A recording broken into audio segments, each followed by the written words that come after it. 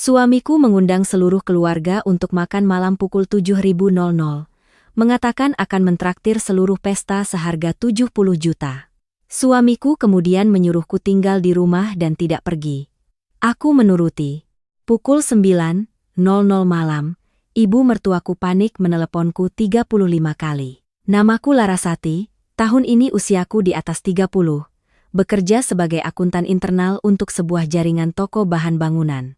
Pekerjaanku sepanjang tahun terkait dengan faktur, utang, buku besar, dan daftar inventaris, sehingga hanya dengan melihat satu pengeluaran yang tidak biasa, di kepalaku sudah otomatis menghitung ada sesuatu yang tidak beres.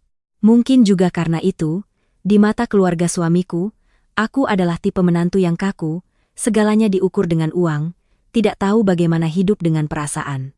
Tapi aku berpikir sebaliknya, uang tidaklah buruk. Yang menakutkan adalah orang-orang yang menggunakan dua kata keluarga untuk menutupi perhitungan mereka sendiri. Keluarga suamiku memiliki seorang kakak laki-laki tertua bernama Baskara. Jika hanya dilihat dari luar, dia benar-benar tipe pria yang membuat orang lain mudah hormat. Berpakaian rapi, berbicara dengan suara keras, selalu pamer kenal orang ini, tahu orang itu, setiap kali membuka mulut selalu tentang proyek, konstruksi, mitra. Tetapi orang di dalam rumah tahu bahwa apapun yang dilakukan Baskara selalu setengah-setengah. Hari ini bilang mau membuka bengkel, besok bilang mau menyetor modal, bulan depannya lagi, terdengar sedang kekurangan uang untuk membayar klien. Istrinya, Rania, juga tidak kalah. Dia tidak secara langsung pamer tetapi paling pandai menyanjung suaminya di depan kerabat. Setiap kali ada acara kumpul keluarga, dia akan tersenyum lembut. Mas Baskara sibuk sekali, selalu menerima tamu-tamu besar. Kadang-kadang uang masuk keluar sampai miliaran jadi aku juga tidak bertanya secara rinci. Terdengar seperti rendah hati tetapi setiap kalimatnya selalu berusaha membuat orang lain berpikir bahwa keluarganya kaya raya, sukses. Ibu mertuaku, Ibu Ratna, sangat menyayangi kakak tertua. Di matanya, Baskara adalah kebanggaan seluruh keluarga. Meskipun berkali-kali dia meminjam uang untuk bisnis dan gagal, ibu tetap membelanya. Pria yang melakukan pekerjaan besar harus ada pasang surutnya, tidak seperti beberapa orang yang hanya tahu memeluk uang untuk diri sendiri. Kalimat terakhir itu tidak dia tujukan langsung padaku, tetapi tatapannya selalu melirik ke arahku. Seluruh keluarga suamiku beberapa bulan ini memang tidak tenang. Masalah pembagian tanah peninggalan ayah mertua belum selesai. Masalah Baskara meminta pinjaman 200 juta kepada Banyu juga belum ada kejelasan. Ibu mertua menyalahkan kami berdua egois. Sementara aku hanya mengatakan satu kalimat yang sangat jelas. Uang dalam jumlah besar harus ada surat-suratnya. Tidak bisa hanya dengan mengatakan pinjam lalu dipinjamkan. Sejak hari itu, suasana di rumah menjadi suram seperti bara di bawah abu. Namun, pada Rabu sore minggu itu, grup keluarga tiba-tiba muncul sebuah pesan dari Baskara. Dia menulis dengan sangat murah hati. Sabtu malam jam 7 seluruh keluarga pergi makan. Aku yang traktir semua. Tidak ada yang perlu membawa uang. Sudah lama keluarga kita tidak akur. Aku ingin mengadakan makan malam keluarga agar hangat dan merekatkan kembali hubungan. Hanya dengan beberapa baris itu saja, grup obrolan langsung ramai. Ada yang memberi hati. Ada yang memuji kakak tertua perhatian. Ibu mertuaku bahkan mengirim beberapa emotikon tepuk tangan. Aku selesai membaca dan merasa sedikit merinding. Restoran yang alamatnya dikirim oleh Baskara bukanlah tempat makan biasa, itu adalah tempat yang khusus untuk menjamu pebisnis. Harga setiap meja sudah tidak ringan. Aku pernah melewatinya beberapa kali, melihat menu yang terpampang di luar dan tahu bahwa makan malam untuk banyak orang di sana tidak mungkin di bawah puluhan juta. Seseorang yang 3 bulan lalu masih meminta pinjaman 200 juta untuk proyeknya, tiba-tiba mentraktir seluruh keluarga makan malam mewah. Kedengarannya tidak masuk akal. Malam itu, ibu mertuaku meneleponku secara pribadi. Suaranya begitu gembira sehingga aku bisa membayangkan wajahnya yang berseri-seri di seberang telepon. Laras, kamu lihat kan? Kakakmu sekarang sudah berbeda. Dia bilang ingin mendekatkan kembali saudara-saudaranya. Rumah tangga harus ada aturannya. Ada acara makan untuk berbicara dengan baik. Aku hanya menjawab ya. Dia melanjutkan seolah-olah sengaja menekankan. pergi makan ya bersenang-senang saja. Jangan membawa wajah akuntanmu itu. Kakakmu sudah bilang traktir ya traktir. Jangan membuat orang lain kehilangan selera. Aku menutup telepon, menoleh ke Banyu. Suamiku sedang duduk di meja makan. Matanya masih terpaku pada layar ponsel. Dia tidak mengatakan apa-apa, hanya membaca berulang-ulang pesan dari Baskara untuk waktu yang lama. Banyu adalah orang yang pendiam, tetapi aku sudah cukup lama hidup bersamanya untuk mengerti. Setiap kali dia diam seperti itu, berarti ada sesuatu yang sangat berat di kepalanya. Aku bertanya, bagaimana menurutmu? Dia meletakkan ponselnya, tidak langsung menjawab, beberapa saat kemudian baru berkata, kakak tidak pernah tiba-tiba murah hati. Aku mendengarnya dan tertegun. Kalimatnya singkat tetapi membuat perasaan tidak enak di hatiku menjadi lebih jelas. Sampai Sabtu sore, aku masih berniat berganti pakaian untuk ikut demi sopan santun.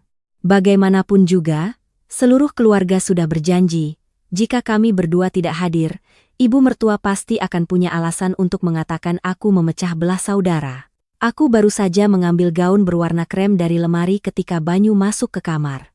Dia menatapku beberapa detik lalu tiba-tiba memegang pergelangan tanganku. Suaranya merendah. Kamu di rumah saja. Jangan pergi. Aku terkejut. Kenapa tiba-tiba tidak pergi? Kalau ibu tahu nanti bisa ribut. Dia menatap lurus ke mataku. Tatapannya begitu serius sehingga aku tidak berani langsung membantah. Lalu dia mengucapkan setiap kata dengan sangat jelas. Kakak hari ini tidak mengundang makan. Dia sedang berburu mangsa. Kalimat itu membuat tanganku menjadi dingin. Aku mendesak. Maksudmu apa? Kamu sudah tahu sesuatu kan? Banyu tidak menjelaskan banyak. Dia hanya mengambil ponselnya dan mengirim pesan ke grup bahwa malam ini ada urusan mendadak di kantor. Kami berdua tidak bisa datang. Setelah mengirim pesan, dia menoleh padaku, dengarkan aku kali ini. Jika nanti ada yang menelepon, kamu juga jangan terburu-buru menjanjikan apapun. Aku menatap suamiku. Hatiku bingung sekaligus kesal, tetapi sikapnya terlalu pasti, tidak seperti orang yang hanya menebak-nebak. Akhirnya aku melipat gaun itu kembali, menyimpannya di lemari. Malam itu, seluruh keluarga suamiku pergi ke acara makan malam keluarga 70 juta dari Baskara, sementara aku di rumah. Duduk di samping Banyu menatap ponsel yang diam di atas meja, hatiku terasa berat seperti ditindih batu. Saat itu aku belum tahu bahwa keputusanku menuruti suami untuk tinggal di rumah telah menyelamatkanku dari sebuah jebakan yang jika aku masuk, mungkin seumur hidupku akan sulit untuk melepaskan diri. Aku pikir ketika kami memberitahu tidak akan datang, grup keluarga akan sedikit tenang. Tapi tidak. Tepat pukul 7.00 malam, ponselku mulai bergetar terus-menerus. Bukan panggilan, melainkan setiap foto, setiap video yang dikirim ke grup keluarga seolah-olah seseorang sedang melaporkan langsung sebuah acara besar. Yang paling banyak mengirim adalah Rania. Dia merekam dari pintu lift keluar, mengarahkan kamera ke koridor yang dilapisi karpet tebal. Cahaya lampu kuning menyinari lukisan-lukisan di dinding. Sekilas pun tahu itu bukan tempat biasa. Restoran itu berada di lantai atas sebuah hotel mewah, dengan jendela kaca transparan yang menghadap ke gemerlap lampu kota di bawah. Ibu mertuaku baru saja masuk dan aku sudah mendengar suaranya di video.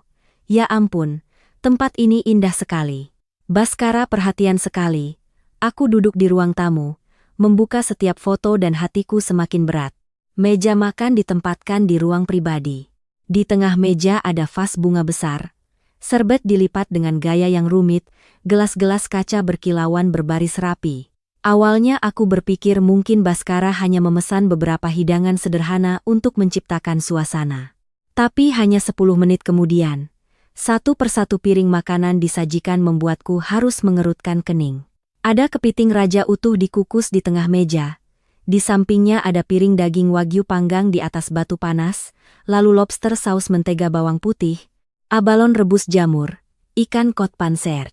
Rania merekam setiap hidangan dari dekat, sambil merekam sambil berkata dengan suara yang dibuat-buat terkejut. Mas Baskara pesan banyak sekali. Aku sudah bilang cukup tapi dia terus bilang sudah lama keluarga tidak makan enak sekali-sekali. Mendengar kalimat itu, aku hanya tersenyum tipis. Orang yang benar-benar murah hati biasanya tidak perlu membiarkan istrinya mengulang-ulang hal itu di grup keluarga. Semakin banyak pamer, semakin aku merasa ini lebih seperti sebuah pertunjukan daripada makan malam yang akrab. Dan jika itu pertunjukan, pasti di belakangnya ada seseorang yang harus membayar harganya. Sekitar pukul 7.40, Rania mengirim video pendek lagi. Dalam video itu, Baskara berdiri, memegang gelas anggur, kemeja putih, jam tangan berkilauan, wajahnya memerah karena alkohol dan perhatian semua orang. Dia berkata dengan suara keras, "Hari ini adalah makan malam keluarga, uang tidak penting, yang penting kita sebagai saudara harus bersatu. Siapa yang masih marah satu sama lain, lupakan saja semua." Terdengar sangat sentimental tetapi entah kenapa aku merasa setiap katanya lebih ditujukan untuk didengar orang lain daripada dari hati yang tulus. Ibu mertuaku yang duduk di sebelahnya tersenyum lebar. Dia mengangkat ponselnya merekam Baskara, mungkin untuk dikirim secara pribadi ke beberapa kerabat di luar. Aku melihatnya terus-menerus mengangguk, matanya penuh kebanggaan, sampai hampir lupa bahwa beberapa bulan sebelumnya dia sendiri yang mengeluh padaku, bahwa kakak tertua sedang kesulitan bisnis. Lalu hal yang paling membuatku merinding pun tiba. Seorang pelayan berseragam kemeja hitam mendorong troli kecil ke dalam ruangan. Di atasnya ada sebotol anggur yang dibungkus kain putih. Label botolnya sudah tua berwarna gading. Rania segera merekam dari dekat, suaranya meninggi, "Wah, botol ini kelihatannya kuno sekali." Baskara tertawa keras, sengaja berbicara cukup keras agar seluruh ruangan mendengarnya. "Anggur Prancis dari tahun 80-an itu. Keluargaku kalau minum harus yang sepadan harganya." Aku langsung duduk tegak. Anggur Prancis dari tahun 80-an disajikan dengan cara yang begitu formal, pasti bukan botol anggur seharga beberapa juta. Segera setelah itu, seorang sepupu di grup mengirim pesan, "Mas Baskara hebat sekali." Pelayan baru saja bilang botol ini hampir puluhan juta. Seluruh grup langsung berseru, ada yang mengirim emotikon ternganga, ada yang memuji kakak tertua berkelas, sementara aku menatap layar, tanganku mulai dingin. 40 juta hanya untuk sebotol anggur, belum termasuk makanan, belum termasuk ruang pribadi, biaya layanan, dan hidangan laut mahal lainnya. Aku seorang akuntan. Hanya dengan melihat menu di foto saja aku sudah bisa memperkirakan total makan malam ini tidak mungkin di bawah 70 juta. Makan malam keluarga yang hangat tapi sebotol anggurnya saja sudah menghabiskan lebih dari setengah biaya, kedengarannya tidak normal sama sekali. Banyu duduk di hadapanku, sejak tadi diam. Dia tidak terus-menerus memeriksa grup sepertiku. Tetapi setiap kali ponselku menyala, matanya melirik sekilas. Aku meletakkan ponsel di meja, bertanya pelan, "Kamu tahu dari mana kakak dapat uang?" Banyu tidak langsung menjawab, dia menatap layar yang berhenti di gambar botol anggur, bibirnya terkatup rapat. Beberapa saat kemudian, dia baru berkata, "Aku takut uang itu bukan miliknya." Hanya satu kalimat, tapi membuat punggungku terasa dingin. Aku bertanya lagi, "Maksudmu apa?" Dia menggelengkan kepala, suaranya merendah, "Belum pasti. Tapi orang yang sedang berutang tiba-tiba menghabiskan uang seperti membakar kertas hanya ada dua kemungkinan. 1. Baru saja mendapat uang tak terduga. 2. Sedang menggunakan uang orang lain untuk menjaga gengsi." Aku kembali melihat foto-foto di grup. Baskara masih tersenyum, Rania masih merekam. Ibu mertuaku masih bangga seolah baru saja duduk di puncak kejayaan. Seluruh ruang makan terang benderang, hidangan lezat penuh meja. Ucapan selamat bersahutan, tetapi semakin aku melihat, semakin aku merasa di balik cahaya itu ada bayangan yang sangat gelap. Aku teringat saat-saat Baskara makan bersama kerabat sebelumnya. Dia tidak pernah semurah hati ini. Pernah sekali seluruh keluarga makan hotpot, tagihannya tidak sampai 3 juta, dan dia masih bilang dibagi rata per keluarga agar adil. Seseorang yang begitu perhitungan sampai segelas es teh pun diingatnya. Kini membuka botol anggur 40 juta hanya untuk merekatkan keluarga. Siapapun yang percaya silakan, tapi aku tidak. Menjelang pukul 8.30, grup keluarga masih ramai, sebuah foto terakhir diunggah. Di dalamnya, Baskara berdiri di tengah meja makan, satu tangan di bahu ibu mertua, satu tangan mengangkat gelas anggur. Di bawahnya Rania menulis, "Keluarga adalah nomor 1. Mas Baskara hanya ingin semua orang senang. Aku membaca tulisan itu dan hatiku tiba-tiba terasa sesak dengan perasaan yang sulit diungkapkan. Bukan cemburu, bukan menyesal karena tidak bisa makan malam mewah, melainkan perasaan seseorang yang sedang melihat pintu jebakan perlahan tertutup, hanya belum tahu siapa yang akan tertimpa. Banyu berdiri menutup tirai jendela lalu menoleh padaku. Malam ini letakkan ponselmu di dekatmu tapi ingat, siapapun yang menelepon dengarkan saja, siapapun yang menangis dengarkan saja, tapi kalau janji membayar uang, sama sekali jangan. Aku menatapnya, tenggorokanku tercekat. Saat itu aku baru mengerti suamiku tidak hanya curiga, dia sedang menunggu sesuatu terjadi. Dan benar saja, semakin mewah pestanya, semakin jelas firasatku. Baskara sama sekali tidak mentraktir seluruh keluarga makan. Dia sedang menyalakan obor yang sangat besar agar nanti ketika apinya menjalar, akan ada orang yang harus berlari memadamkannya untuknya. Aku masih menatap tulisan keluarga adalah nomor 1 di grup obrolan ketika di luar pintu terdengar suara kunci dimasukkan ke lubang. Banyu pulang, biasanya meskipun lelah dia akan memanggilku atau bertanya apa aku sudah makan. Tapi hari itu dia hanya masuk dengan cepat, melepas sepatunya sembarangan di dekat pintu lalu langsung ke meja kerja. Aku mengangkat kepala dan langsung menyadari raut wajah suamiku tidak baik. Dahinya berkeringat padahal di luar tidak panas. Tatapannya berat, seperti baru saja mengkonfirmasi sesuatu yang sudah dia rasakan sebelumnya tapi tetap tidak ingin percaya. Aku berdiri dan bertanya pelan. Ada apa? Banyu tidak langsung menjawab, dia menarik kursi dan duduk, membuka laptop lalu berkata dengan suara yang sangat rendah. Kemarilah, lihat ini. Layar menampilkan file PDF dari sebuah kontrak pinjaman tanpa agunan.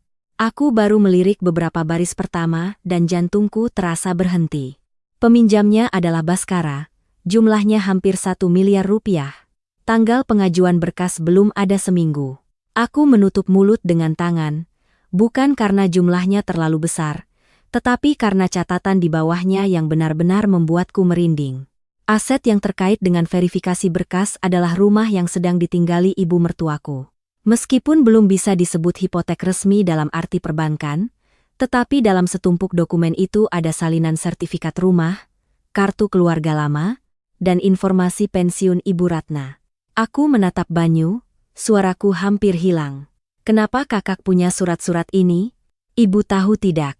Dia menggelengkan kepala pelan. Aku tidak yakin seberapa banyak ibu tahu.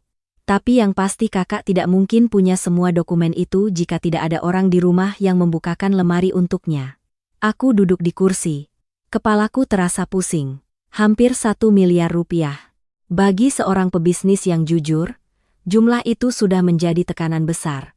Sedangkan bagi Baskara, orang yang beberapa jam lalu memesan kepiting raja, daging wagyu, dan membuka botol anggur Prancis 40 juta di depan kerabat, itu bukan lagi tekanan. Itu adalah bom waktu. Banyu menggulir ke bawah ke bagian tujuan pinjaman. Di sana tertulis dengan indah, investasi membuka bengkel furnitur, mengimpor mesin, menyewa tempat, mengembangkan bisnis keluarga. Membaca 2 kata keluarga, aku tiba-tiba merasa ingin tertawa getir. Orang-orang seperti Baskara sangat pandai menggunakan 2 kata itu. Saat perlu pamer, mereka bilang demi keluarga. Saat perlu pinjam uang, mereka bilang demi masa depan bersama. Saat terjadi masalah, pasti akan menyeret seluruh keluarga untuk menanggungnya bersama. Aku bertanya, kamu dapat ini dari mana? Banyu diam beberapa detik lalu berkata, seorang kenalan di bagian kredit menelepon memberitahuku. Mereka melihat berkas atas nama kakak, dan ada informasi rumah ibu, jadi mereka mengingatkanku untuk memeriksa. Mereka hanya bisa memberitahu sampai di situ. Sisanya kita harus mengerti sendiri. Aku menatap suamiku, hatiku bersyukur sekaligus takut. Jika tidak ada kenalan itu, mungkin sampai semuanya meledak. Kami masih tidak tahu apa yang sudah disiapkan Baskara di belakang. Aku mencoba menjaga suaraku tetap tenang, tapi membuka bengkel furnitur itu benar atau bohong? Banyu tersenyum tipis, tatapannya tidak ada sedikit pun kegembiraan. Aku sudah periksa. Alamat tempat usaha di berkas itu adalah sebuah gudang tua yang kosong. Pemilik gudang bilang belum menandatangani kontrak sewa dengan siapapun, sedangkan mesin, pemasok, izin usaha, tidak ada yang jelas. Kakak hanya membuat satu set berkas yang cukup bagus untuk meminjam uang saja. Mendengarnya, punggungku terasa dingin. Di kepalaku langsung terbayang gambar Baskara berdiri di tengah ruang pesta, mengangkat gelas anggur, mulutnya berkata saudara harus bersatu. Ternyata penampilan murah hatinya itu bukan milik orang yang punya uang, melainkan milik seseorang yang sedang mencoba berperan kaya sebelum topengnya jatuh. Aku menoleh bertanya pada suami, lalu kenapa kamu tidak bilang langsung pada ibu dari awal? Kalau ibu tahu, mungkin dia akan mencegahnya. Banyu menatapku lama lalu menggelengkan kepala. Kamu masih belum mengerti ibuku. Ibu lebih mendengarkan kakak daripada aku. Di mata ibu, apapun yang dilakukan kakak adalah orang yang cerdas. Sedangkan jika aku yang bicara, ibu akan bilang aku cemburu, takut kakak lebih hebat dariku. Dia berhenti sejenak, suaranya lebih dalam, dan jika aku bicara sebelum ada cukup bukti, kakak hanya perlu menangis di depan ibu sekali saja dan aku akan menjadi orang yang merusak hubungan persaudaraan. Kalimat itu membuatku terdiam. Aku tidak bisa membantah karena aku sudah menyaksikannya terlalu sering. Baskara hanya perlu mengerutkan kening dan berkata aku melakukan semua ini demi keluarga kita. Ibu mertuaku langsung luluh. Sedangkan Banyu, semakin tenang, semakin masuk akal perkataannya. Ibu semakin menganggapnya dingin, perhitungan seperti istrinya. Beberapa saat kemudian, Banyu membuka beberapa tangkapan layar pesan lama. Di dalamnya ada percakapan di mana Baskara pernah bertanya padanya dengan sangat tersirat, akhir-akhir ini Laras kerja sebagai akuntan pasti pandai menyimpan uang ya? Kalian berdua punya simpanan lebih tidak? Nanti kalau ada apa-apa di keluarga kan bisa saling bantu. Di percakapan lain dia mengirim pesan, perempuan kalau pegang uang terlalu banyak juga tidak baik, harus tahu cara menginvestasikannya di hal besar agar untung. Aku membaca setiap baris, di hatiku muncul perasaan jijik yang sangat jelas. Aku teringat beberapa hari sebelumnya saat makan malam. Baskara juga pernah menatapku sambil tersenyum. Dik Laras pasti diam-diam saja, tapi aku tahu sekarang pasangan Banyu yang paling berada di keluarga. Orang yang punya uang biasanya pendiam. Saat itu aku hanya berpikir dia sedang menyindir. Sekarang, jika digabungkan dengan kontrak pinjaman itu, aku baru mengerti itu adalah penjajakan. Dia tidak hanya ingin pamer pada kerabat, dia sedang mengincar kantong uang kami. Aku menatap Banyu, suaraku mengering. Jadi makan malam hari ini untuk apa? Dia menutup laptop, suara mesin yang tertutup terdengar kering di tengah ruangan. Aku belum tahu semuanya, tapi aku yakin, jika kamu muncul di sana, kakak akan punya cara untuk menyeretmu masuk. Mungkin dengan membayar tagihan makan, mungkin dengan menandatangani surat setoran modal. Bisa juga sesuatu yang lebih licik lagi. Aku duduk terdiam. Di luar jendela kaca, kota masih terang benderang. Sementara di ponsel, grup keluarga masih sesekali muncul beberapa emotikon tawa dan canda. Tapi bagiku, setiap foto dari pesta itu sekarang tidak lagi terasa mewah. Itu seperti sebuah panggung yang didirikan dengan uang pinjaman, kebohongan, dan keserakahan. Saat itulah aku baru mengerti mengapa Banyu bersikeras tidak membiarkanku pergi. Dia tidak menahanku di rumah, karena takut aku akan canggung dengan ibu mertua. Dia menahanku karena dia tahu malam ini di meja pesta yang gemerlap itu, orang-orang tidak hanya menunggu untuk makan malam, mereka sedang menunggu seseorang yang cukup lunak hatinya, cukup menjaga gengsi, dan cukup punya uang untuk didorong maju menanggung beban. Tepat pukul 9.00 malam, ketika aku masih duduk di depan meja makan dengan segelas air dingin, ponsel di meja tiba-tiba bergetar, layar menampilkan dua kata ibu mertua. Aku menoleh ke Banyu, dia juga melihatnya tapi tidak mengatakan apa-apa, hanya meletakkan tangannya di atas meja seolah memberiku isyarat untuk membiarkan ponsel bergetar sedikit lebih lama. Panggilan itu mati lalu langsung menyala lagi. Kedua kalinya, ketiga kalinya, keempat kalinya. Hanya dalam beberapa menit, ponselku bergetar terus-menerus sampai permukaan meja. Kayu pun mengeluarkan suara berderit yang mengganggu. Aku mulai merasa jantungku berdebar lebih kencang. Bukan karena terkejut, melainkan karena perasaan bahwa apa yang aku takutkan sejak malam akhirnya terjadi. Aku masih belum menjawab telepon. Banyu mengambil ponselku, melihat jumlah panggilan tak terjawab yang terus bertambah. Wajahnya tidak berubah sama sekali tapi tatapannya sudah mendingin. Sampai panggilan ke-12. Dia baru memberikan ponsel itu padaku dan berkata pelan. Nyalakan loudspeaker. Jangan janji apa-apa. Aku menelan ludah lalu menekan tombol jawab. Belum sempat berkata, halo. Di seberang sudah terdengar suara ibu mertua yang hampir berteriak menangis. Laras, tolong ibu, nak, kamu dan Banyu segera ke sini. Suaranya pecah. Tidak ada lagi jejak ketenangan seperti biasanya. Di belakangnya terdengar hiruk-pikuk, suara orang bertengkar, suara kursi ditarik kasar di lantai keramik, suara pelayan mengatakan sesuatu dengan sangat tergesa-gesa. Lalu ada juga suara meja dipukul keras yang membuatku terkejut. Aku mencoba menjaga suaraku tetap tenang. Ibu, tolong jelaskan, ada apa? Dia terengah-engah. Kalimatnya terputus-putus seperti orang yang baru saja berlari jauh. Kakakmu, Mas Baskara, dia menghilang. Aku tertegun meskipun di dalam hati sudah menduga. Banyu duduk di hadapanku, bibirnya menyeringai sangat tipis. Bukan senyum bahagia, melainkan senyum seseorang yang akhirnya mendengar jawaban yang telah ditunggunya. Aku bertanya lagi, menghilang bagaimana? Bu? Di seberang. Ibu mertua terisak. Dia bilang mau turun mengambil mobil, katanya akan segera kembali. Sudah lebih dari setengah jam tidak kelihatan. Di telepon, ponselnya mati. Rania juga tidak bisa menghubunginya. Pihak restoran sudah membawa tagihan, mereka tidak membiarkan kami pulang. Aku memejamkan mata sejenak, lebih dari setengah jam. Alasan mengambil mobil, ponsel mati, semuanya cukup bersih agar tidak ada yang bisa menahannya.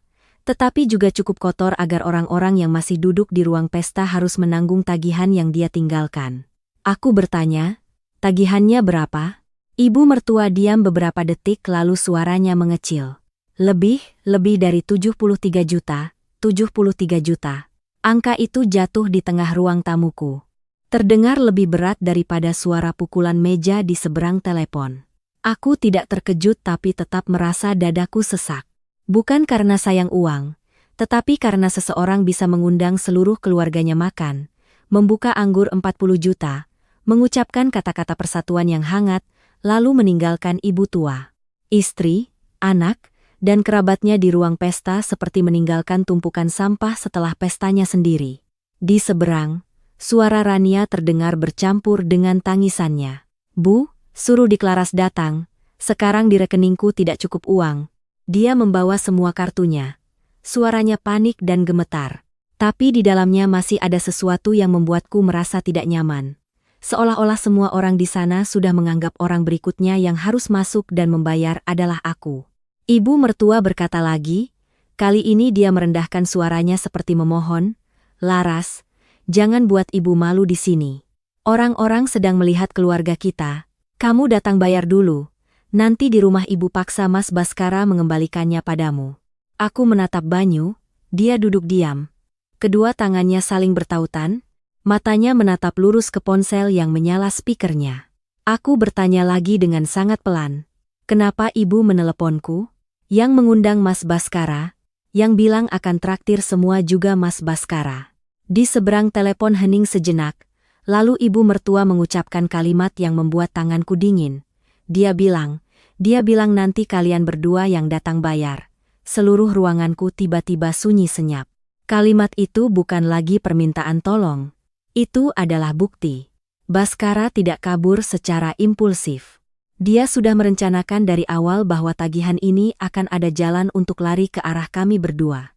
Aku mendengar suara seorang pria asing dari pihak restoran berkata dengan cukup jelas, keluarga tolong putuskan solusi pembayarannya.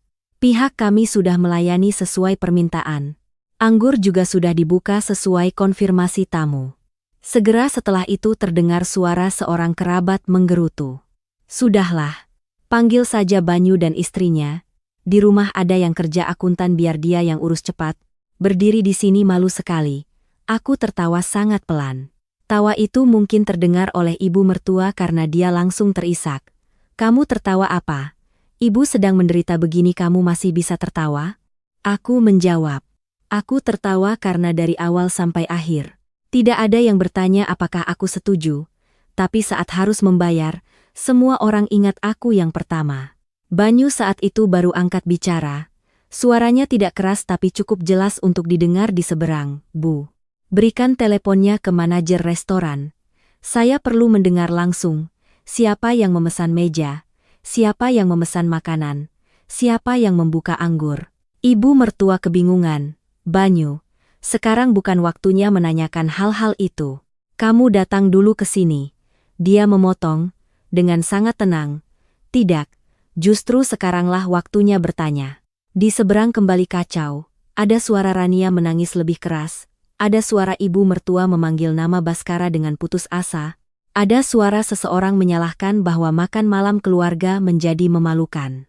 Aku duduk di sana mendengar semua suara itu dan hatiku tidak lagi panik. Hanya ada rasa dingin yang menyebar perlahan.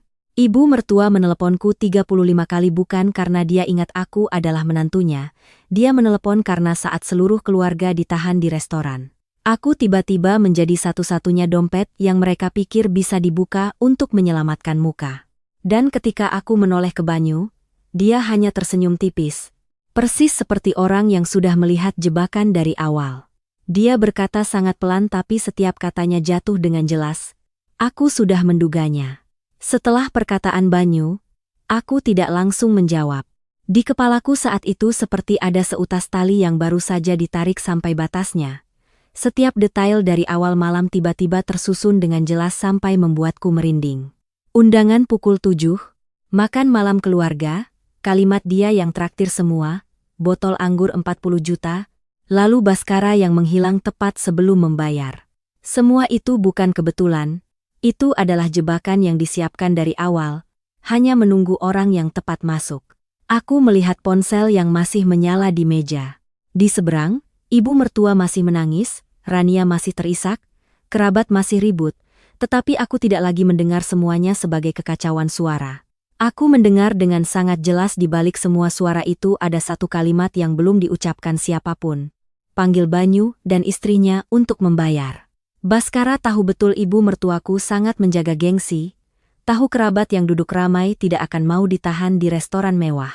Dan dia semakin tahu bahwa aku adalah orang yang oleh seluruh keluarga dianggap punya uang, punya tanggung jawab, dan bisa dipaksa dengan dua kata keluarga. Aku berkata pelan pada Banyu. Kalau malam ini kita ada di sana, pasti mereka akan mendesak kita langsung di meja. Suamiku mengangguk, tatapannya berat. Bukan hanya mendesak membayar makan malam saja. Aku menoleh menatapnya. Banyu membuka laci meja, mengeluarkan setumpuk kertas tipis yang sudah dilipat rapi dan meletakkannya di hadapanku. Dia sebenarnya belum berniat memberitahukannya karena belum yakin apakah mereka akan menggunakannya atau tidak, tapi sekarang sudah jelas. Aku membuka tumpukan kertas itu. Di atasnya ada salinan sebuah contoh kontrak penyertaan modal. Judulnya dicetak tebal, Perjanjian Penyertaan Modal Pembangunan Bengkel Kayu Keluarga. Aku membaca setiap baris dan kulit kepalaku terasa kesemutan. Isinya ditulis dengan sangat indah. Mulai dari bersama-sama mengembangkan ekonomi keluarga, bersama-sama berinvestasi membuka bengkel, keuntungan dibagi sesuai proporsi modal, kerabat saling membantu saat memulai usaha. Tapi sampai di bagian daftar penyetor modal, namaku dan Banyu sudah diketik rapi, di sebelahnya ada angka 900 juta. Aku mendongak, kenapa ada namaku di sini? Banyu menjawab pelan, kakak meminta seorang kenalan membuat contoh surat itu.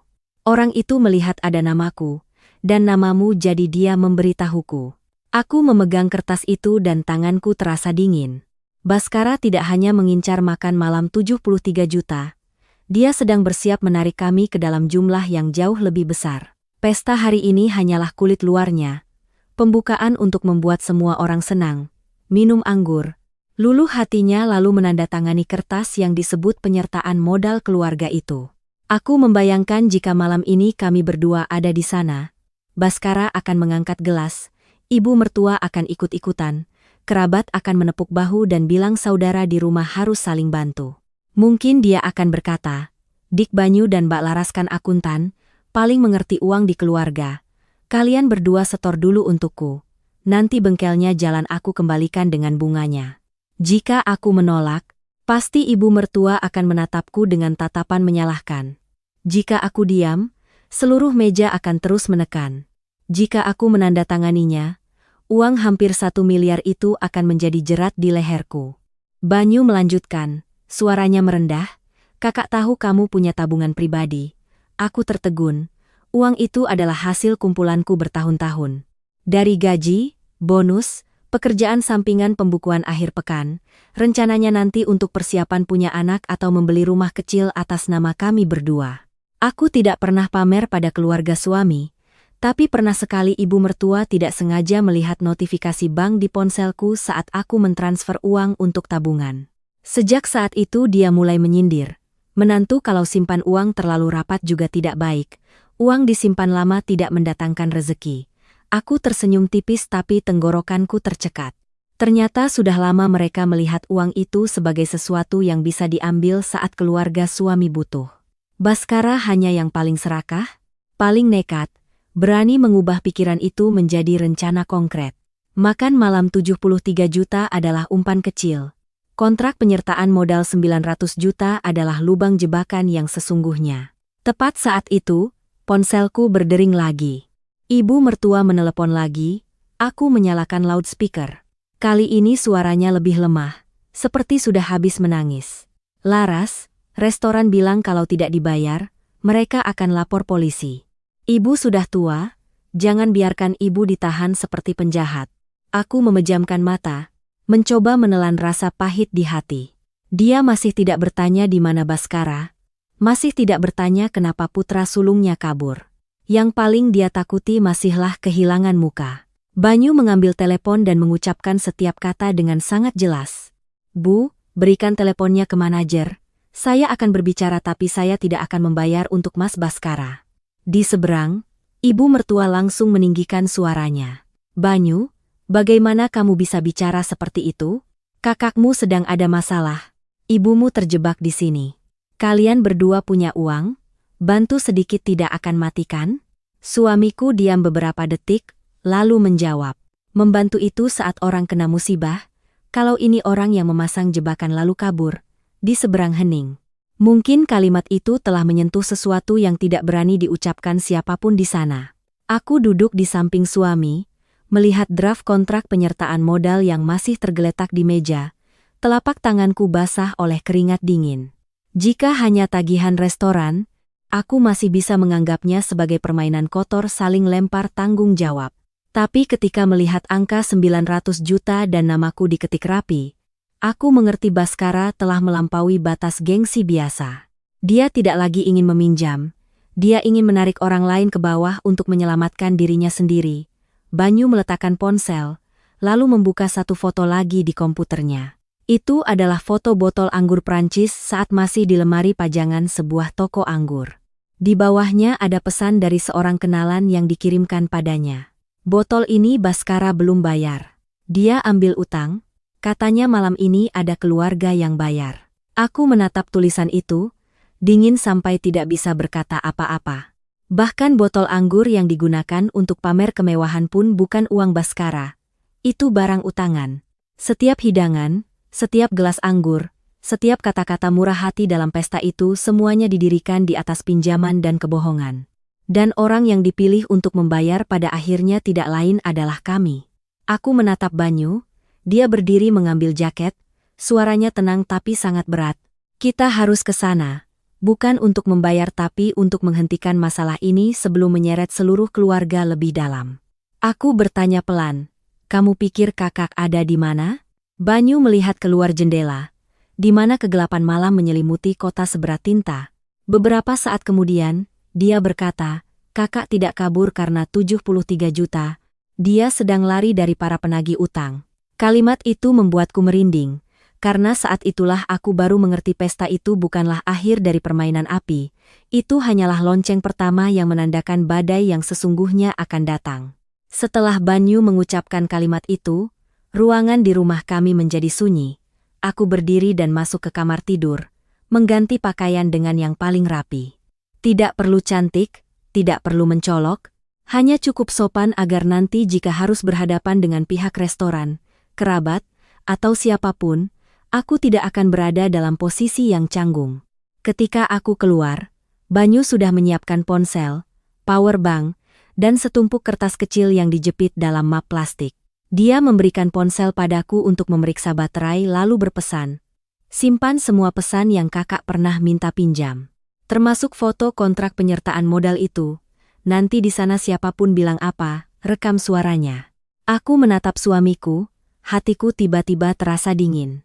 Dulu setiap kali ada masalah dengan keluarga suami, aku selalu berpikir cukup aku mengalah sedikit maka akan damai. Tapi kali ini bahkan Banyu pun bersiap seolah akan memasuki konfrontasi yang sesungguhnya. Dia menatapku lalu berkata dengan tegas, "Kita datang untuk mengklarifikasi, bukan untuk menanggung utang." Dalam perjalanan ke restoran, telepon dari ibu mertua terus berdering. Kadang aku tidak menjawab, dia beralih menelepon Banyu. Suaranya melalui speaker mobil bergetar hingga parau. "Banyu, mereka menahan ibu di sini, cepatlah datang." Paman dan bibi di keluarga menatap ibu seperti melihat penipu. "Ibu tidak tahan lagi, nak?" Banyu tidak langsung menjawab. Aku melihat lampu jalanan melintas di kaca jendela. Hatiku campur aduk antara kasihan dan marah. Akhirnya aku mengambil telepon dan bertanya langsung, "Ibu mau aku yang datang atau uangku yang datang?" Di seberang telepon hening beberapa detik. Keheningan itu berbicara lebih jelas daripada pembelaan apapun. Lalu ibu mertua terisak, "Bagaimana kamu bisa bicara seperti itu? Ibu sedang malu begini, kamu masih menyalahkan ibu." Aku menjawab dengan tenang, "Aku hanya bertanya agar jelas karena yang mengundang seluruh keluarga makan bukan aku. Yang bilang akan mentraktir semua juga bukan aku." Dia tidak menjawab, hanya menangis terisak lalu menutup telepon. Ketika mobil berhenti di depan hotel, aku menarik napas dalam-dalam. Dari luar, lantai restoran masih terang benderang. Jendela kaca memantulkan cahaya kuning mewah hingga tak ada yang menyangka di dalamnya baru saja terjadi kekacauan yang memalukan. Tapi ketika lift terbuka di lantai paling atas, aku langsung mendengar suara orang berbicara riuh dari koridor. Tidak ada lagi suasana keluarga yang hangat, yang ada hanya wajah-wajah tegang, suara-suara menyalahkan yang ditekan agar tidak terdengar orang luar. Ruang pesta pribadi pintunya terbuka sedikit. Kerabat berdiri berkelompok, ada yang melipat tangan, ada yang memeluk tas, ada yang melihat jam dengan tidak sabar, beberapa pelayan berdiri menjaga di dekat pintu, sopan tapi tegas. Manajer restoran memegang setumpuk tagihan di tangannya. Wajahnya dingin, tatapannya tidak lagi ramah seperti saat menyambut tamu. Di atas meja, sisa makanan masih berantakan, gelas anggur masih berwarna merah tua, serbet jatuh miring ke kursi. Seluruh pemandangan seperti panggung setelah tirai jatuh dan memperlihatkan semua tali temali berantakan di belakangnya. Begitu melihatku, ibu mertua langsung berlari ke arahku. Dia memegang tanganku erat, kukunya menekan kulitku hingga sakit. "Laras, tolong bayarkan dulu untuk ibu. Nanti di rumah ibu paksa kakakmu mengembalikannya. Ibu mohon padamu, jangan biarkan mereka menahan ibu di sini." Aku melihat wajahnya. Lipstiknya sudah luntur, rambutnya sedikit berantakan, matanya panik dan malu. Jika ini beberapa tahun yang lalu, mungkin aku akan langsung luluh. Tapi malam itu, aku hanya dengan lembut melepaskan tanganku. Aku berkata perlahan, cukup agar orang-orang di dekat situ mendengar, siapa yang memesan makanan, siapa yang membuka anggur, siapa yang menyatakan akan mentraktir semua, dialah yang membayar. Kalimat itu baru saja selesai. Beberapa kerabat langsung menoleh menatapku, ada yang mengerutkan kening, ada yang menghela napas. Seorang bibi dari pihak suami berbisik tapi sengaja agar aku mendengar. "Uang sih uang, tapi kan kita keluarga. Kenapa harus tegang begitu?" Aku menatapnya, menjawab singkat. "Justru karena keluarga, tidak seharusnya saling menjebak." Rania duduk di sudut meja, matanya merah bengkak. Kedua tangannya memeluk tas di depan dada. Dia menangis, tapi bukan tipe orang yang benar-benar hancur. Sesekali dia masih melirik ke arahku dengan cepat, seolah menunggu apakah aku akan goyah. Ketika tatapan kami bertemu, dia langsung menunduk mengusap air mata. Suaranya bergetar. "Laras, aku juga tidak tahu Mas Baskara akan berbuat begini. Aku pikir dia sudah menyiapkan semuanya." Aku belum menjawab ketika Banyu sudah menoleh ke manajer restoran. Dia berkata dengan sangat tenang, "Pak, tolong beritahu saya siapa yang memesan meja, nomor telepon kontaknya milik siapa, dan apakah dalam data reservasi ada informasi yang terkait dengan istri saya. Manajer itu sedikit ragu, tapi mungkin melihat sikap Banyu yang terlalu jelas sehingga dia membuka map kertasnya untuk memeriksa. Beberapa saat kemudian, dia berkata, yang memesan meja adalah Bapak Baskara, tetapi untuk nomor telepon cadangan, beliau mencantumkan nomor Ibu Larasati. Mendengar itu, aku tertawa sangat pelan, tidak keras tapi cukup untuk membuat ibu mertua menoleh. Jadi sudah jelas. Baskara tidak hanya kabur setelah makan, dia sudah menyiapkan jalur untuk menyeret masalah ini ke arahku sejak memesan meja. Jika dia menghilang, restoran akan meneleponku. Jika restoran meneleponku, ibu mertua dan kerabat akan memaksaku. Dan jika aku karena malu akhirnya membayar, semuanya akan disebut sebagai keluarga saling membantu. Banyu bertanya lagi, soal pemesanan botol anggur Prancis seharga 40 juta. Siapa yang mengkonfirmasi? Suasana di ruangan tiba-tiba menjadi tegang. Rania yang sedang menangis pun terdiam. Manajer menoleh memanggil seorang pelayan. Pelayan itu dengan cepat membawa selembar nota pesanan terpisah dan meletakkannya di meja. Di atasnya tertulis jelas nama botol anggur, harga, waktu dibuka, dan tanda tangan konfirmasi dari tamu. Aku menunduk melihat, tanda tangannya bukan milik Baskara, juga bukan milik ibu mertua. Yang menandatangani adalah Rania. Seluruh ruang pesta seolah kehilangan suara selama sedetik. Rania pucat pasi, tangannya yang memegang tas gemetar terlihat jelas. Ibu mertua menoleh tajam ke menantu sulungnya. Matanya terbelalak kaget sekaligus panik. Sementara aku berdiri diam di samping Banyu, hatiku benar-benar dingin. Karena pada detik itu, aku mengerti pesta ini tidak hanya didalangi oleh satu orang, Baskara yang memulai. Tapi Rania juga telah meletakkan tangannya di atas kertas yang membuat tagihan membengkak 40 juta. Dan jebakan yang mereka siapkan untukku ternyata jauh lebih dalam dari yang aku bayangkan. Rania duduk terpaku di sudut meja, wajahnya pucat pasi seolah baru saja disiram seember air dingin. Nota pesanan tergeletak di atas meja. Tanda tangannya berada tepat di bawah baris harga botol anggur 40 juta. Begitu jelas hingga tak ada yang bisa berpura-pura tidak melihat. Beberapa kerabat yang tadi mendesakku membayar, sekarang mulai menatap Rania dengan tatapan yang berbeda. Dia buru-buru berdiri, suaranya gemetar tapi masih berusaha meninggi untuk menutupi bisik-bisik. Aku tanda tangan atas suruhan suamiku. Aku mana tahu botol itu semahal itu. Mas Baskara bilang restoran butuh konfirmasi. Aku pikir itu prosedur biasa. Selesai bicara, dia mengusap air mata, seolah-olah dia juga korban, tapi tangisan seperti itu tidak lagi bisa menarik simpati seperti sebelumnya. Ketika sebuah tanda tangan sudah ada di atas kertas, air mata tiba-tiba menjadi sangat lemah. Manajer restoran yang berdiri di sampingnya mendengar itu sedikit mengerutkan kening. Dia tidak meninggikan suara, hanya membuka map berkasnya, berkata dengan nada datar, "Ibu Rania, kami punya prosedur. Sebelum membuka botol, staf kami sudah memberitahukan harganya dengan jelas kepada tamu. Ibu bahkan mengatakan persisnya, buka saja, keluarga saya tidak kekurangan uang." Kalimat itu baru saja jatuh. Seluruh ruang pesta langsung hening. Rania membuka mulut hendak membantah, tapi bibirnya bergetar beberapa kali tanpa bisa mengeluarkan kalimat yang pantas. Seorang bibi yang berdiri di dekat pintu bergumam pelan, "Ya ampun. Bicaranya begitu tapi sekarang bilang tidak tahu harganya." Seorang paman lain menggelengkan kepala, tatapannya kesal sekaligus meremehkan. Ibu mertuaku berdiri di tengah ruangan. Kedua tangannya berpegangan pada sandaran kursi, wajahnya kadang merah kadang pucat. Dia takut ditahan oleh restoran. Sekaligus malu karena sebelumnya dia sendiri yang duduk di meja pesta mendengar putra dan menantunya pamer kemewahan dengan bangga. Sekarang setiap kata pameran itu berbalik menampar wajahnya sendiri. Aku menatap Rania lalu menatap ibu mertua. Di hatiku tidak ada sedikit pun rasa kasihan. Karena aku mengerti betul.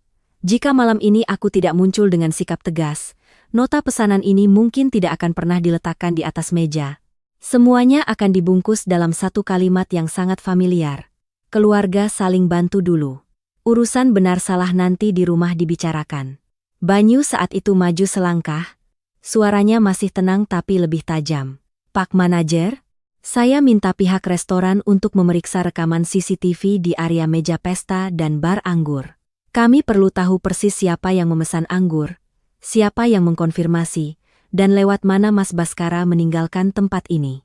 Manajer itu sedikit ragu, mungkin tidak ingin memperpanjang masalah, tapi melihat situasi di ruangan itu, dia mengerti jika tidak diklarifikasi, restorannya sendiri yang akan terseret dalam kekacauan ini.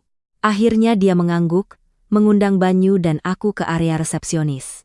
Layar CCTV dinyalakan. Staf memutar ulang rekaman sebelum pukul 8.30. Aku melihat Baskara di kamera dengan sangat jelas. Dia berdiri di dekat bar anggur, tangannya menunjuk ke lemari kaca, sementara Rania berdiri di sampingnya, sesekali mengangguk. Pelayan mengeluarkan botol anggur, membungkuk menjelaskan sesuatu cukup lama. Setelah itu Rania mengambil pulpen dan menandatangani nota pesanan. Tidak ada yang mirip dengan kalimatnya tadi. Aku tidak tahu harganya. Lalu kamera beralih ke koridor. Sekitar pukul 8.45, Baskara keluar dari ruang pesta. Dia tidak berjalan ke arah lift. Persis seperti yang dikatakan ibu mertua, dia berbelok ke pintu samping di ujung koridor, sambil berjalan sambil menelepon. Hanya beberapa detik kemudian, seorang pria berjaket hitam muncul dalam rekaman. Orang itu sudah menunggu, kepalanya sedikit menunduk, postur tubuhnya pendek dan tegap, di lehernya ada bekas luka yang memanjang hingga ke rahang. Banyu melihat layar, raut wajahnya berubah total. Dia berkata sangat pelan tapi aku mendengarnya dengan jelas, "Jaka Codet." Aku menoleh tajam ke arahnya. "Kamu kenal orang ini?" Banyu mengangguk, matanya masih terpaku pada layar. "Penagih utang, dulu aku pernah dengar Mas Baskara menyebutnya, pinjaman cepat, spesialis menagih gaya preman." Punggungku terasa dingin. Di layar, Baskara mengatakan sesuatu pada pria itu lalu keduanya menghilang melalui pintu samping. Saat itulah aku baru mengerti masalah ini bukan hanya Baskara kabur dari tagihan 73 juta. Jika dia pergi bersama penagih utang, berarti di belakangnya ada utang yang lebih besar, tekanan yang lebih besar hingga dia harus meninggalkan pesta bahkan sebelum membayar. Jebakan yang dia pasang untuk kami sangat mungkin juga menjadi pelampung terakhirnya untuk lolos dari orang-orang itu. Ketika kami kembali ke ruang pesta, suasananya lebih berat dari sebelumnya. Rania begitu mendengar Banyu berbicara, langsung menunjukkan kepanikan. Tapi sangat cepat setelah itu dia mengubah nada bicaranya. Tidak lagi menangis memelas. Dia menoleh ke ibu mertua, suaranya penuh tuduhan. Kalau bukan karena ibu terus-menerus menuntut Mas Baskara harus menjadi kakak tertua yang pantas, dia tidak akan segengsi ini. Ibu selalu ingin dia lebih dari orang lain, ingin dia membuat ibu bangga di depan kerabat. Sekarang terjadi masalah, ibu malah menatapku seperti pesakitan. Ibu mertuaku tertegun.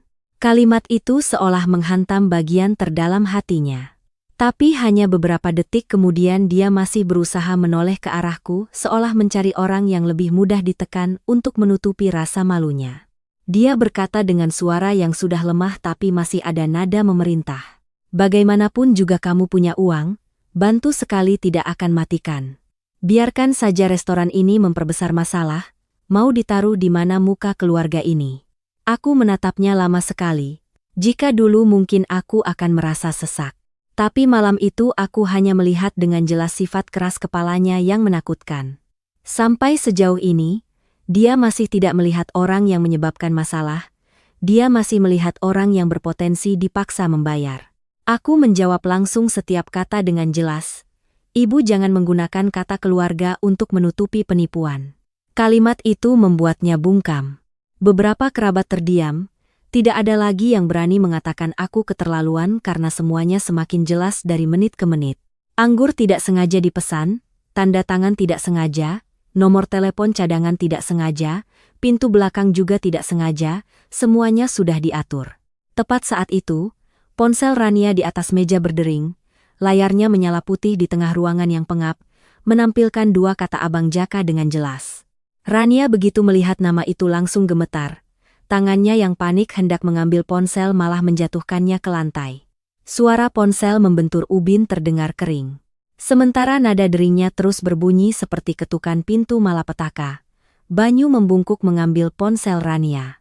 Layarnya masih menyala, nada deringnya masih berbunyi menusuk. Dua kata Abang Jaka berkedip seperti sebilah pisau di tengah ruang pesta. Rania melihatnya dan panik berlari. Kedua tangannya mencoba merebut ponsel, mulutnya tergagap, "Kemarikan, berikan padaku, biar aku yang bicara dengan orang itu." Tapi Banyu menahan pergelangan tangannya. Dia tidak memegangnya erat. Tapi cukup untuk membuat Rania tidak bisa merebut ponselnya. Suaranya mendingin, "Semakin kamu sembunyikan, Mas Baskara semakin celaka." Kalimat itu membuat Rania terdiam. Wajahnya pucat pasi, matanya yang merah bengkak menatap suamiku seolah ingin membantah, tapi akhirnya hanya mengeluarkan suara isak tertahan. Seluruh ruangan tidak ada yang bicara. Ibu mertuaku berdiri di tepi meja, kedua tangannya yang gemetar mencengkeram taplak meja hingga kusut. Beberapa kerabat yang tadi masih berbisik-bisik juga terdiam. Semua orang menatap ponsel itu seolah melihat sesuatu yang bisa meledak kapan saja. Nada dering berhenti, tapi hanya 3 detik kemudian, layar menyala lagi. Kali ini panggilan video. Rania melihat layar, air matanya tumpah, dia gemetar menekan tombol jawab. Seketika, gambar di ponsel muncul buram, bergetar beberapa detik lalu semakin jelas. Aku melihat Baskara duduk di sebuah kursi plastik di dalam ruangan dengan lampu kuning redup.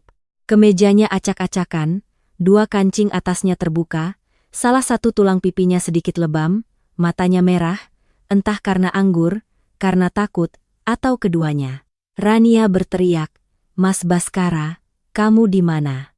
Kenapa kamu meninggalkan semua orang di sini?" Baskara membuka mulut hendak bicara, tapi di belakangnya ada sebuah tangan menekan bahunya, memaksanya duduk diam. Seorang pria masuk ke dalam bingkai. Dialah pria berjaket hitam di rekaman CCTV. Bekas luka di lehernya yang memanjang ke rahang terlihat sangat jelas di bawah cahaya lampu. Dia tidak bersuara keras, tidak memaki, hanya tersenyum tipis. Justru ketenangannya itulah yang membuat orang merinding. Dia menatap layar, suaranya serak. "Sudah makan enak semua? Selesai makan, bayar utang." Kalimat itu baru saja terdengar. Ibu mertuaku seperti tidak bisa berdiri tegak, harus berpegangan pada kursi agar tidak jatuh. Rania menangis, "Bang Jaka, saya mohon, bicarakan baik-baik, jangan apa-apakan suami saya."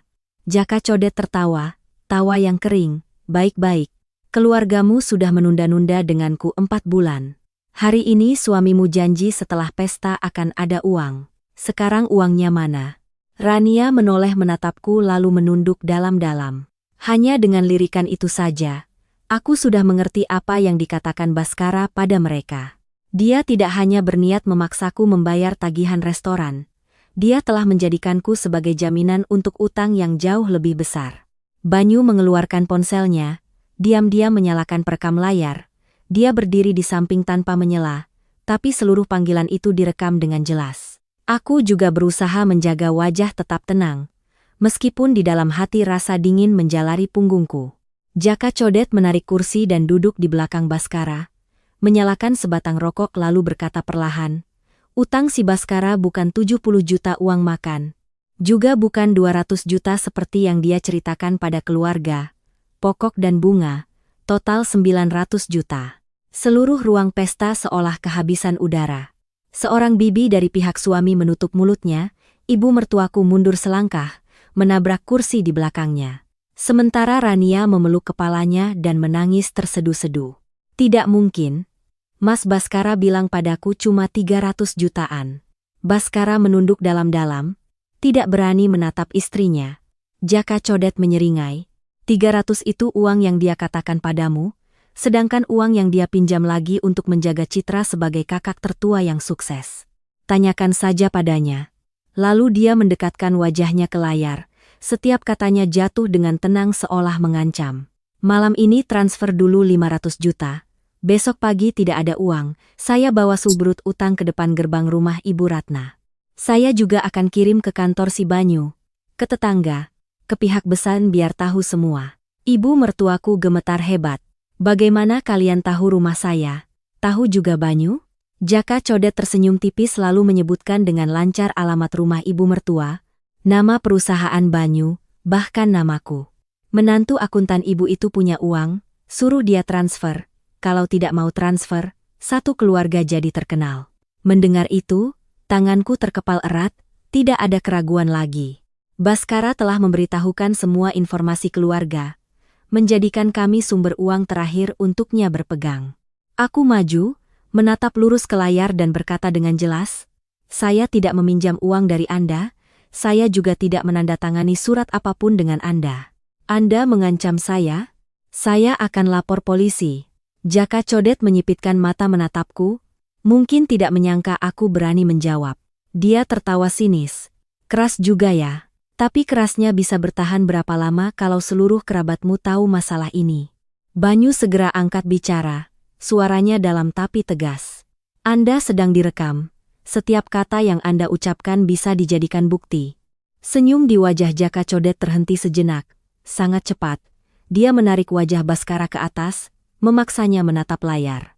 Baskara berkata dengan suara serak, "Banyu, Laras, tolong aku kali ini, aku mohon pada kalian berdua, aku janji akan bayar."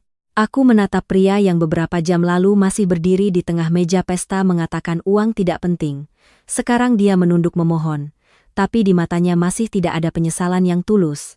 Hanya ada ketakutan karena terpojok. Panggilan itu tiba-tiba mati, ruang pesta tenggelam dalam keheningan yang berat.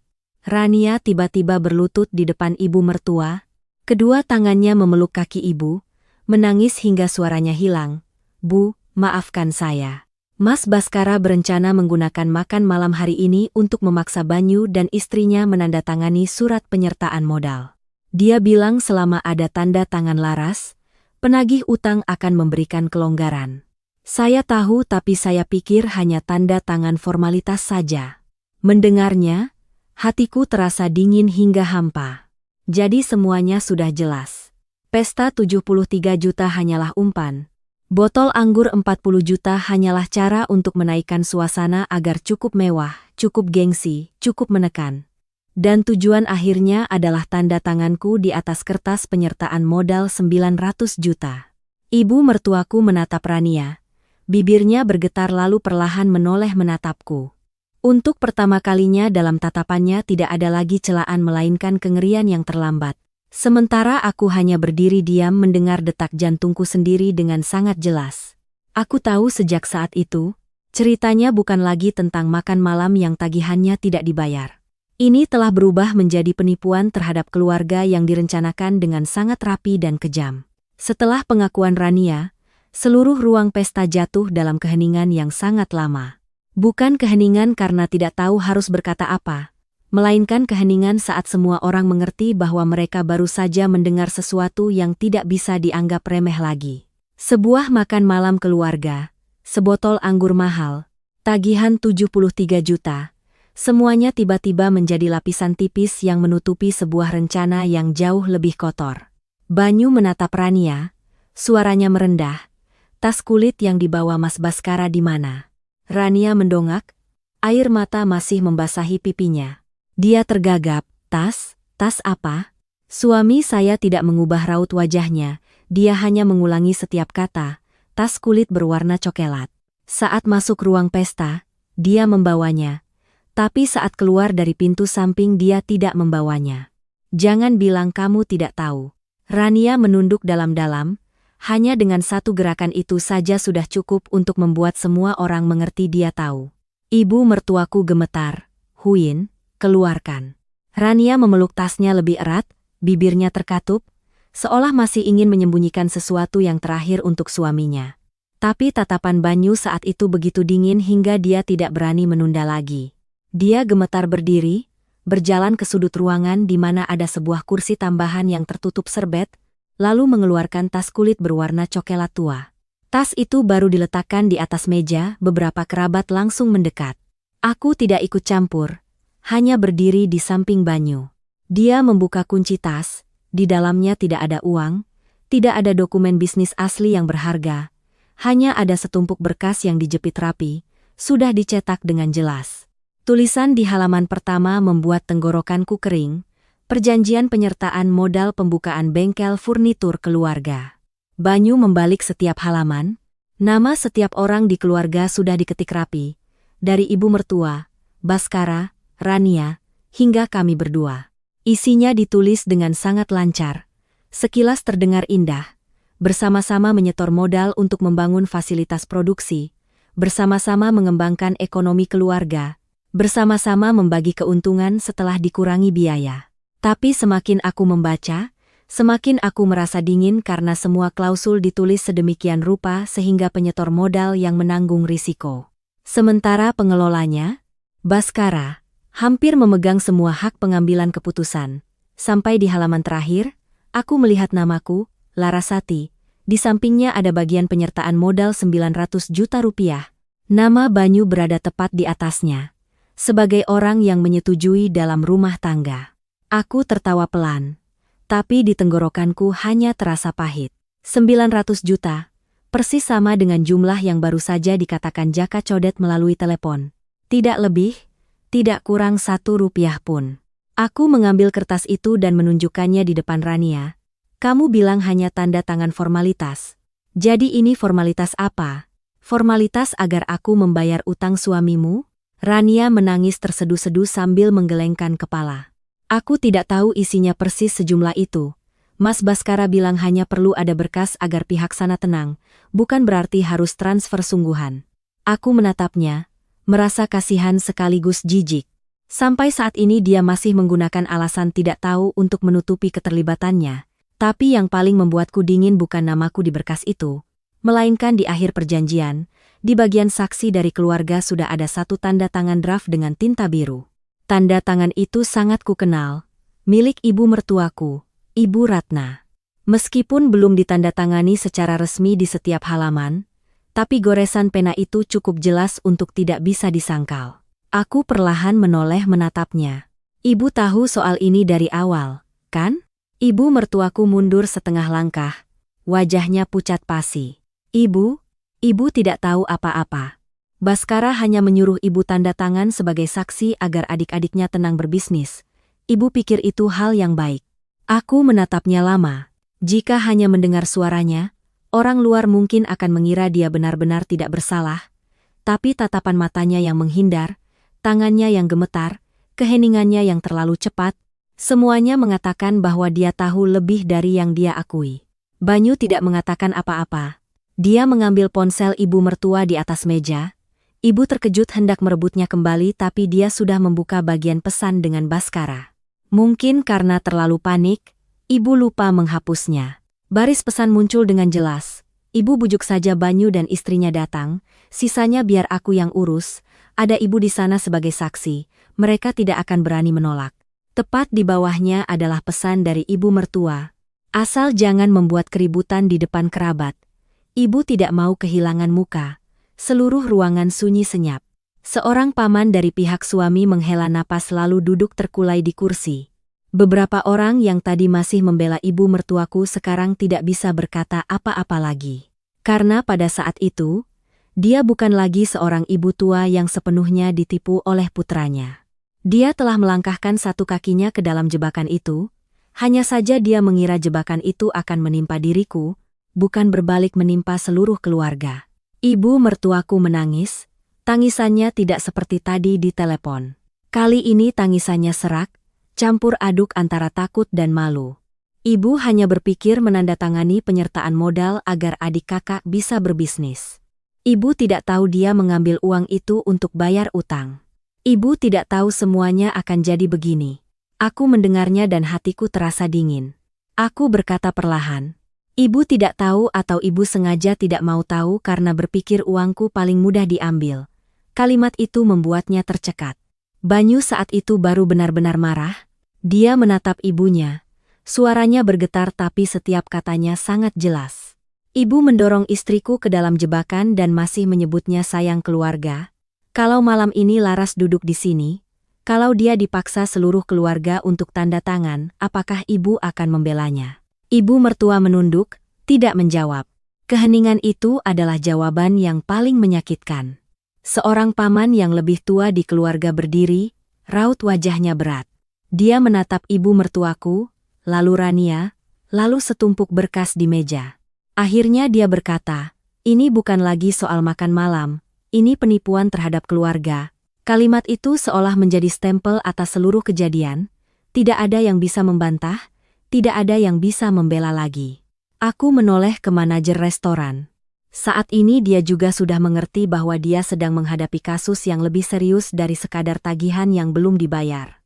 Aku berkata dengan jelas, tolong simpan semua rekaman CCTV dari saat pemesanan pesta, saat pemesanan anggur, nota pesanan dengan tanda tangan, dan rekaman Baskara pergi melalui pintu samping. Nanti jika diperlukan, semua itu adalah bukti. Manajer itu langsung mengangguk. Tidak lagi menunjukkan keraguan seperti di awal. Aku melihat kembali ke ruang pesta. Lampu masih menyala, meja makan masih penuh dengan hidangan mahal, botol anggur 40 juta masih tergeletak di sana seperti saksi bisu yang ironis, tapi tidak ada lagi yang merasa mewah. Yang tersisa hanyalah bau kebohongan, keserakahan, dan sesuatu yang disebut keluarga yang telah mereka gunakan sebagai alasan untuk mendorongku ke jurang. Ibu mertuaku setelah melihat pesan di ponselnya dibacakan di depan semua orang hampir kehilangan seluruh tenaganya. Dia duduk terkulai di kursi. Kedua tangannya memegangi dada, mulutnya terus bergumam, jangan panggil polisi, masalah keluarga kita selesaikan di dalam saja. Kalimat itu sudah terlalu sering kudengar selama bertahun-tahun menjadi menantu.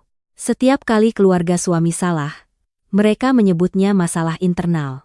Setiap kali aku dipaksa mengalah, mereka bilang selesaikan di dalam. Tapi kali ini, pintunya sudah mereka dobrak sendiri sejak lama. Aku mengambil ponsel, ibu mertua melihatnya dan langsung bangkit, berlari menarik tanganku. Tangannya dingin, gemetar hebat. Laras, jangan panggil polisi. Mau ditaruh di mana muka keluarga ini? Ibu mohon, anggap saja ibu bersujud padamu. Aku menatapnya. Wanita yang selalu menggunakan tatapan superior untuk memaksaku diam kini memegang tanganku dengan kepanikan yang luar biasa. Jika ini masalah lain, mungkin aku akan luluh. Tapi di hadapanku saat itu ada kertas penyertaan modal dengan nama kami berdua, ada panggilan ancaman dari Jaka Codet, ada nomor teleponku yang dijadikan kontak darurat tanpa sepengetahuanku. Aku menarik tanganku, sangat pelan tapi tegas. Muka ibu tidak bisa lebih mahal dari keselamatan kami berdua. Kalimat itu baru saja keluar. Ibu mertua seperti tercekat. Rania yang duduk di sudut meja juga mendongak menatapku. Sementara beberapa kerabat lainnya terdiam hingga aku bisa mendengar suara AC yang berhembus di langit-langit. Aku menekan nomor polisi tepat di depan semua orang. Suaraku saat berbicara di telepon anehnya tenang. Aku melaporkan alamat restoran dengan jelas. Mengatakan ada indikasi pemaksaan penandatanganan surat penyertaan modal dengan jumlah besar, ada panggilan penagihan utang yang mengancam, ada orang yang memesan pesta lalu kabur meninggalkan tagihan, dan ada dugaan penggunaan informasi pribadi orang lain sebagai kontak darurat. Aku tidak melebih-lebihkan, tidak menangis, tidak berteriak. Aku hanya mengatakan kebenaran. Dan terkadang, kebenaran yang diucapkan dengan tenang justru lebih menakutkan. Rania saat itu mulai benar-benar panik. Dia tidak lagi bisa mempertahankan penampilan lemahnya untuk mencari simpati. Dia berdiri, kedua tangannya saling meremas, suaranya pecah. Aku akan bicara semuanya, tapi kalian harus mengerti, aku juga dipaksa oleh Mas Baskara. Banyu menatapnya dingin. Kamu dipaksa atau kamu takut terseret? Rania bungkam beberapa detik lalu menangis. Dia merencanakan ini sejak seminggu yang lalu. Dia bilang malam ini harus membuat semua orang melihat dia punya uang, punya wibawa. Dengan begitu saat mengeluarkan surat penyertaan modal semua orang akan segan dan menandatanganinya. Seluruh ruangan kembali riuh. Rania terus mengaku, suaranya semakin cepat. Botol anggur 40 juta juga dia yang suruh aku pesan. Dia bilang semakin tinggi tagihannya, semakin semua orang takut kehilangan muka. Nanti saat ditahan restoran, ibu pasti akan menelepon Banyu. Lalu jika Laras sudah datang, tinggal paksa bayar makan malam dulu, setelah itu baru bicarakan soal penyertaan modal. Aku mendengar setiap kata dan hatiku terasa dingin hingga mati rasa. Ternyata tagihan 73 juta itu bukan terjadi di luar rencana, itu adalah bagian dari rencana. Manajer restoran yang berdiri di dekat situ juga mengubah sikapnya. Awalnya dia hanya peduli pada tagihan, tapi setelah mendengar semuanya, wajahnya menjadi lebih serius. Dia berkata, "Jika masalahnya terkait dengan pemaksaan penandatanganan dokumen dan ancaman seperti yang Anda katakan, maka pihak kami akan bekerja sama. Mengenai tagihan, yang memesan meja adalah Bapak Baskara, sedangkan botol anggur ada tanda tangan konfirmasi dari Ibu Rania. Kami akan menindaklanjuti sesuai dengan pihak yang memesan layanan secara langsung, tidak akan memberikan tekanan terpisah pada Ibu Larasati lagi." Kalimat itu seolah mengunci jalan keluar terakhir bagi ibu mertua dan Rania. Ibu mertua duduk terkulai di kursi, matanya kosong. Dia tidak lagi berani mengatakan keluarga saling membantu, sementara Rania menunduk dalam-dalam, air matanya menetes di atas punggung tangannya. Air mata itu datang terlalu terlambat ketika semua yang perlu disembunyikan telah terungkap di bawah terang lampu. Kurang dari 20 menit kemudian, polisi setempat tiba di restoran. 2 orang berseragam masuk ke ruang pribadi, meminta semua pihak yang terkait untuk tetap di tempat untuk dimintai keterangan. Suasana langsung menjadi berat. Para kerabat yang tadi masih penasaran berdiri mendekat untuk mendengarkan sekarang mundur ke belakang. Semua orang takut dipanggil namanya. Seorang polisi bertanya singkat, "Siapa pelapornya?" "Aku maju, saya." Banyu meletakkan semua bukti di atas meja, video rekaman panggilan Jaka Codet, foto draft kontrak penyertaan modal, pesan antara ibu mertua dan Baskara, nota pesanan anggur dengan tanda tangan Rania, serta rekaman CCTV saat Baskara meninggalkan restoran melalui pintu samping. Dia menjelaskan dengan sangat runtut hingga seorang polisi harus menatapnya beberapa detik lalu mengangguk. "Anda berdua mempersiapkannya dengan cukup lengkap, kami akan mencatatnya." Ibu mertuaku duduk di belakang, punggungnya membungkuk seolah menua 10 tahun. Saat polisi menanyakannya tentang pesan dengan Baskara, dia gemetar hingga tidak bisa memegang ponselnya dengan stabil. Dia hanya mengulang-ulang, "Saya tidak berpikir akan seserius ini. Saya hanya ingin adik kakak rukun." Tapi kalimat itu sekarang terdengar begitu lemah dan menyedihkan, karena tidak ada lagi yang percaya kerukunan bisa dibangun di atas selembar kertas yang memaksa orang lain menyetor 900 juta. Aku menoleh menatapnya dan Rania. Selama bertahun-tahun mereka selalu menganggapku orang luar, orang yang bisa didorong maju untuk menanggung beban saat dibutuhkan. Namun malam ini, justru orang yang tidak datang ke pesta adalah satu-satunya yang tetap waras untuk tidak terseret ke bawah. Aku berkata sangat pelan. Tidak keras tapi jelas setiap katanya. "Malam ini, orang yang tidak datang ke pesta justru satu-satunya yang tidak kalian seret ke dalam lumpur." Tidak ada yang menjawab. Ibu mertua menunduk, Rania menangis lebih keras. Sementara para kerabat di sekelilingnya saling pandang. Tatapan mereka telah berubah dari menyalahkanku menjadi takut dan malu.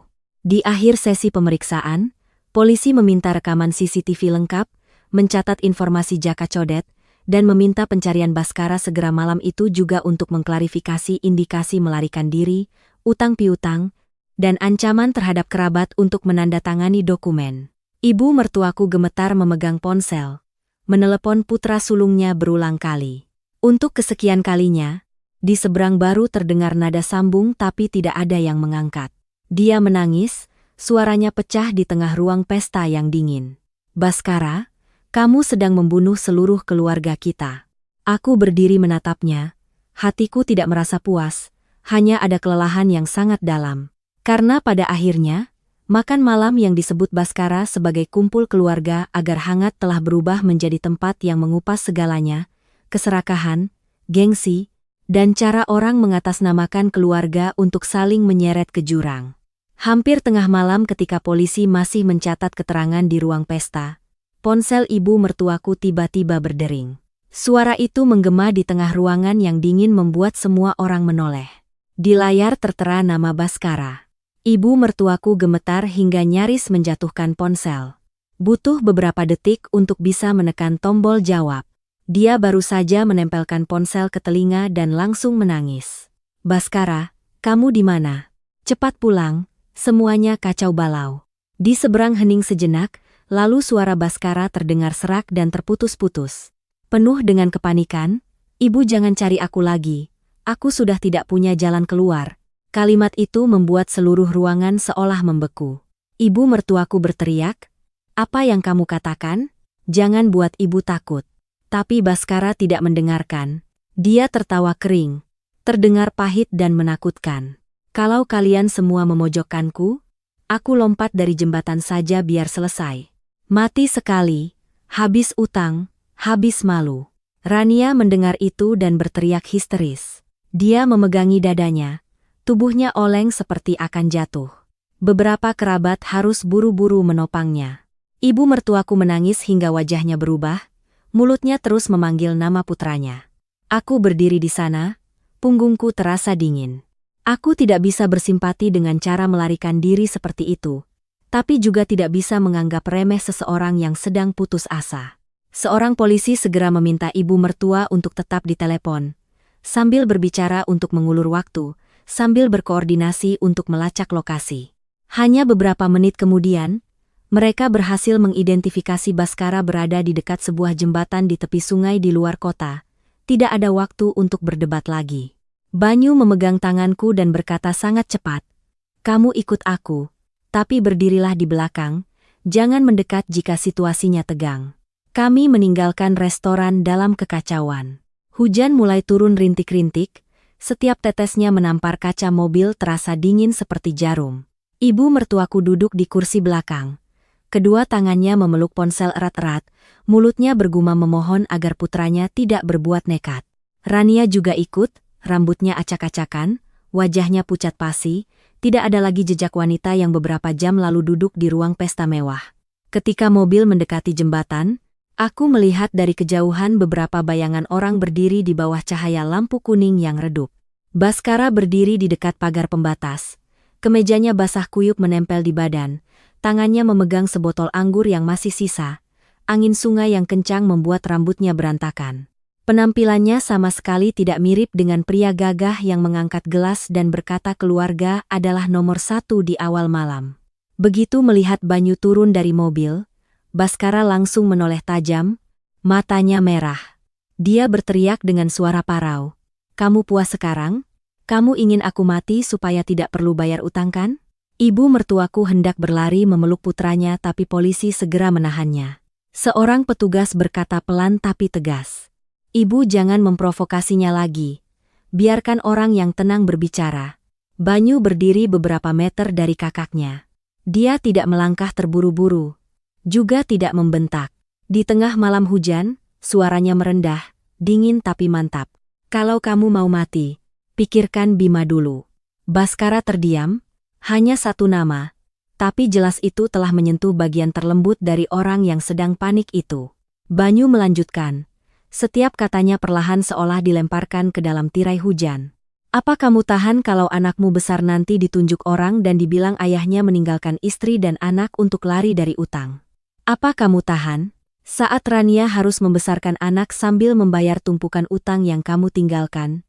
Lalu seumur hidup dicap sebagai wanita yang punya suami tapi seperti janda." Rania mendengar itu dan menangis tersedu-sedu. Ibu mertuaku juga tertunduk. Kedua tangannya menutupi wajah. Baskara mencengkeram botol anggur di tangannya.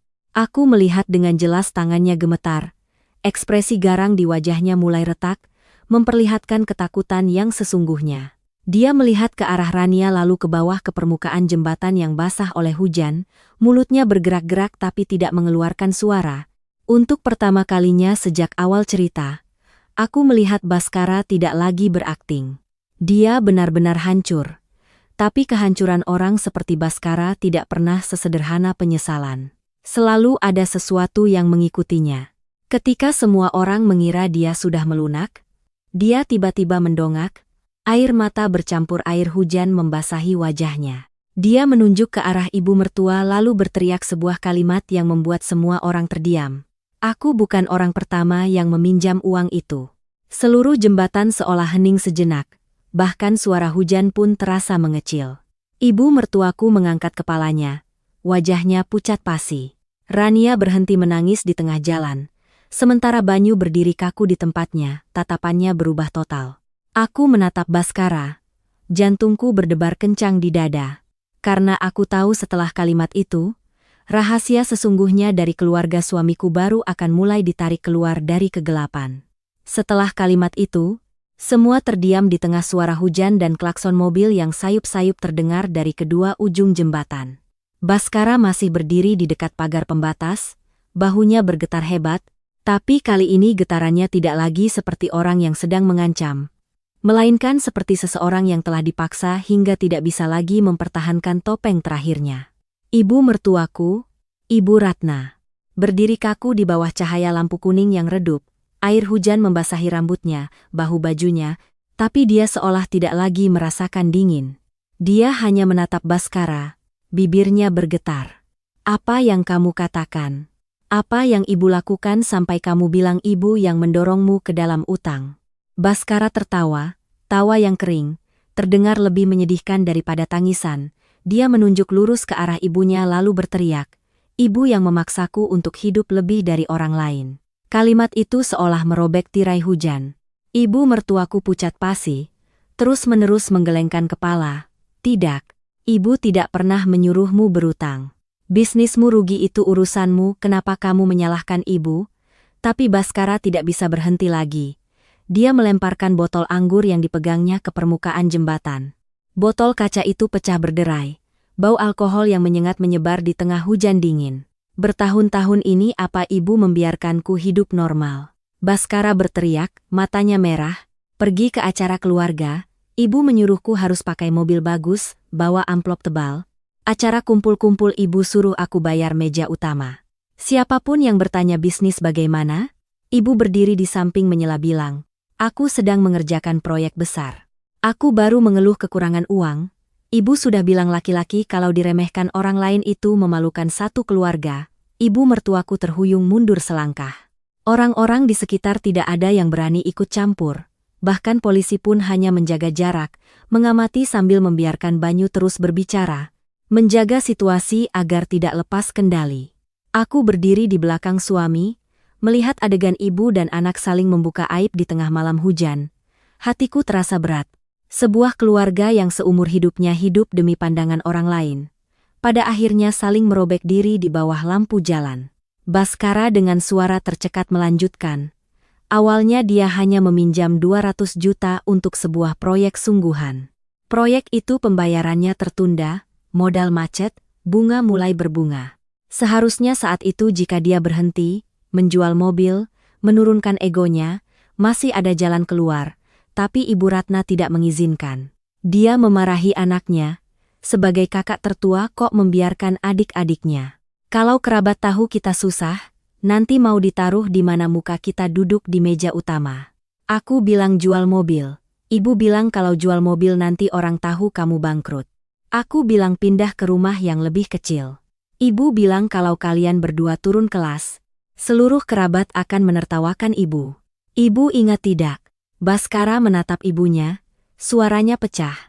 Ibu tidak memberiku uang, tapi ibu mendorongku ke tempat di mana aku harus meminjam lagi untuk menjaga muka ibu. Rania saat itu tidak bisa berdiri tegak lagi. Dia memeluk putra kecilnya yang baru saja dibawa oleh seorang kerabat, kemudian air matanya mengalir deras tapi dia masih berusaha berkata, "Mas Baskara, apa lagi yang kamu sembunyikan dariku? Rumah ibu dan anakmu? Apa yang sudah kamu lakukan dengan rumah itu?"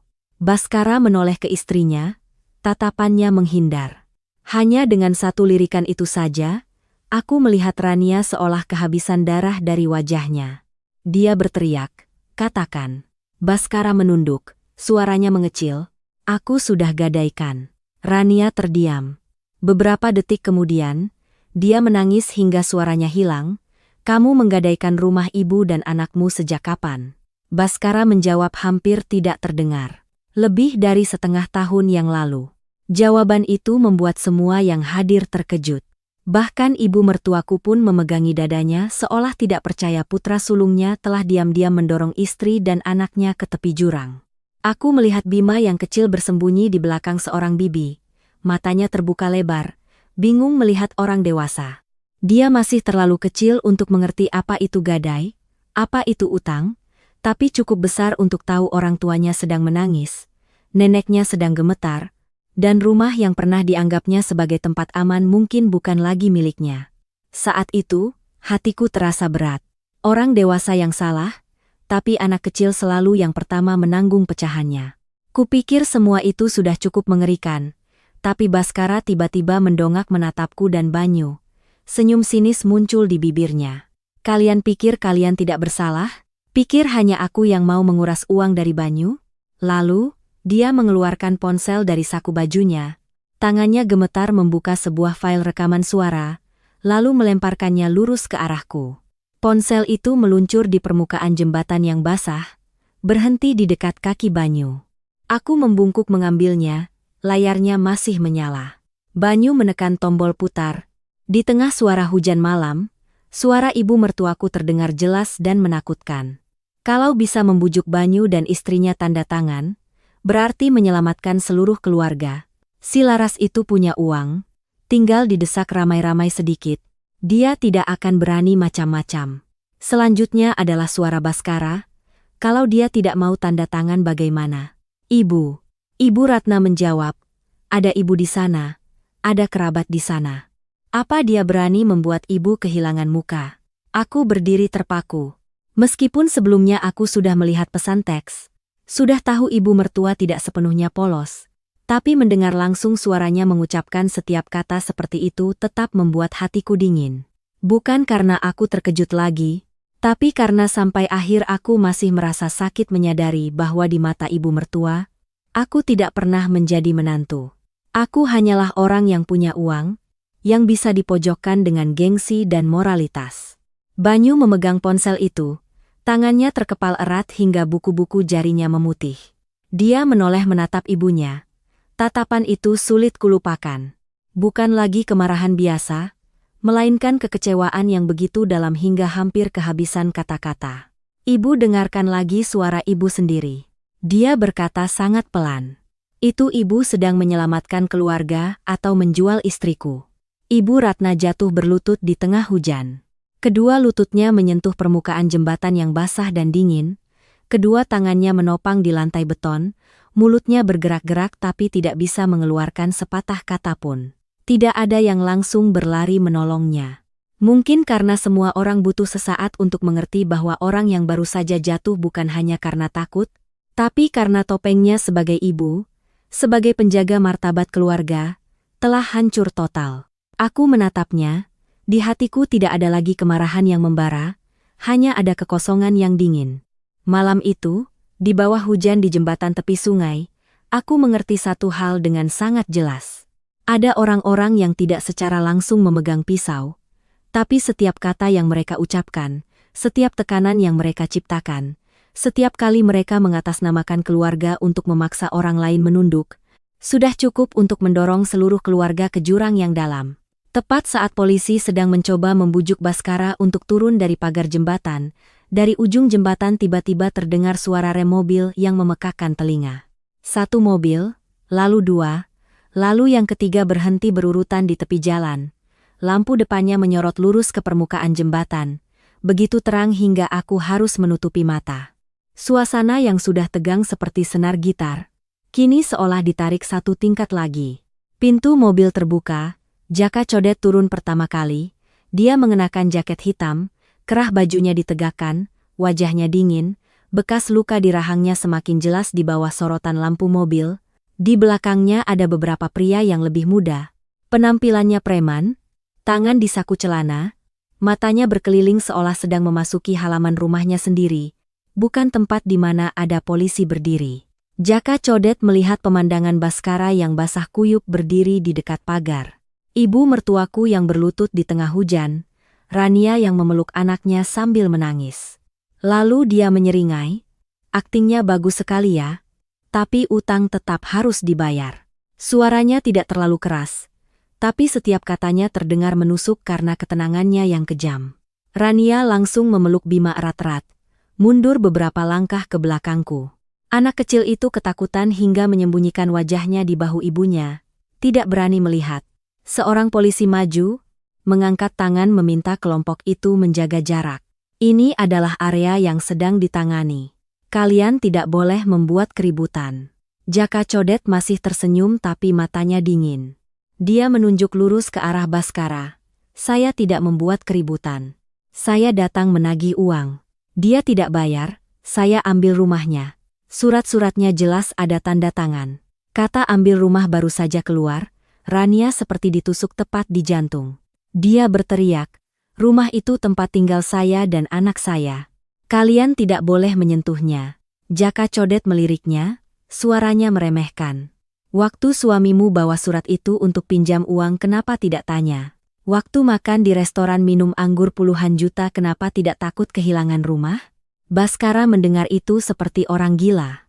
Dia baru saja ditarik dari pagar pembatas, kakinya belum berdiri stabil.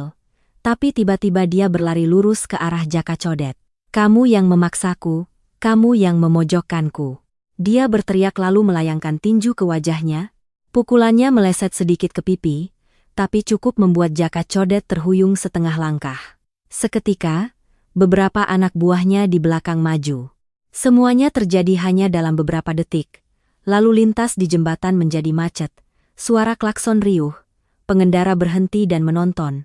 Ada yang mengeluarkan ponsel untuk merekam. Polisi harus segera turun tangan, memisahkan Baskara sambil menahan kelompok anak buah Jaka Codet. Rania memeluk anaknya dan berteriak, ibu mertuaku gemetar memanggil nama putranya. Suaranya parau, Baskara, jangan berkelahi lagi, nak. Apa kamu mau mati sekali lagi? Aku bersembunyi di belakang Banyu tapi telingaku masih mendengar dengan jelas setiap makian, setiap suara sepatu yang tergelincir di permukaan jembatan yang basah. Di tengah kekacauan itu, salah satu anak buah Jaka Codet dengan kesal nyeletuk. Ibu tua itu sudah tanda tangan surat masih saja mengelak. Sekarang pura-pura tidak tahu apa-apa. Kalimat itu menghantam telingaku. Aku langsung menoleh menatap Banyu. Dia juga mendengarnya. Matanya menggelap. Ibu tua itu sudah tanda tangan surat masih saja mengelak. Artinya masalahnya tidak berhenti pada beberapa pesan teks bujukan atau ibu mertuaku menjadi saksi di surat penyertaan modal. Ada surat lain, tanda tangan lain, dan sangat mungkin itu adalah tanda tangan asli. Setelah polisi berhasil memisahkan kedua pihak, Jaka Codet merapikan kerah bajunya. Wajahnya sedikit lebam di sudut bibir tapi sikapnya masih angkuh. Dia membungkuk ke mobil mengambil sebuah map berkas yang dibungkus plastik lalu melemparkannya ke permukaan jembatan di depan semua orang. Mau jelaskan? Biar jelas sekalian. Saya pinjamkan uang bukan minta-minta. Di keluarga ini siapa yang tanda tangan siapa yang terima? Buka mata kalian dan baca. Map berkas itu jatuh, kertas di dalamnya tercecer beberapa lembar. Banyu membungkuk mengambilnya sebelum hujan merusak tulisannya. Aku berdiri di sampingnya melihat setiap baris yang muncul di bawah sorotan lampu mobil. Surat pernyataan utang. Jumlah awal 200 juta. Penerima uang Baskara, penjamin Ibu Ratna. Di bawahnya ada tanda tangan ibu mertuaku. Bukan goresan asal-asalan, bukan juga tanda tangan draft, melainkan tanda tangan asli, rapi dan familiar persis, seperti yang pernah kulihat di dokumen-dokumen saat beliau menerima uang pensiun. Banyu memegang kertas itu dan perlahan menoleh ke ibunya. Suaranya merendah hingga menakutkan. Ibu benar-benar tanda tangan. Ibu mertuaku berdiri seperti membatu. Hujan mengalir di wajahnya, bercampur dengan air mata membuat sisa riasannya luntur. Dia membuka mulut beberapa kali tapi tidak bisa bicara.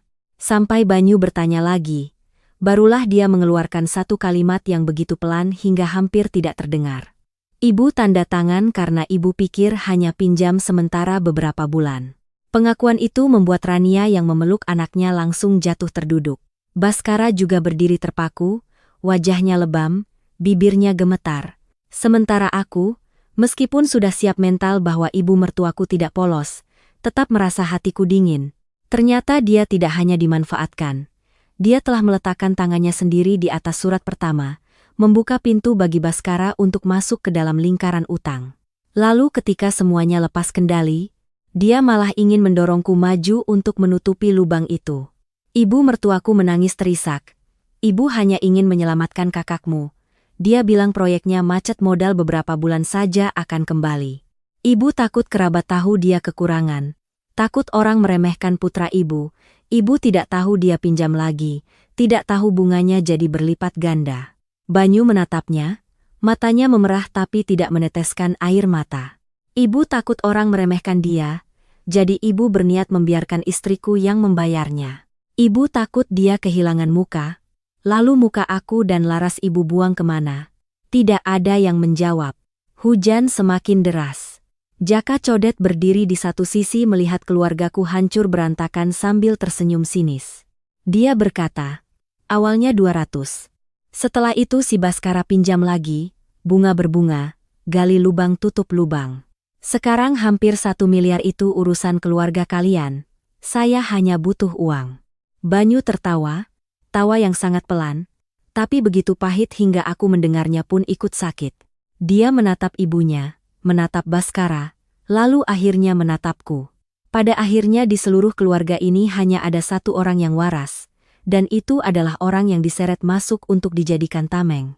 Kalimat itu jatuh di tengah malam hujan seperti sebilah pisau.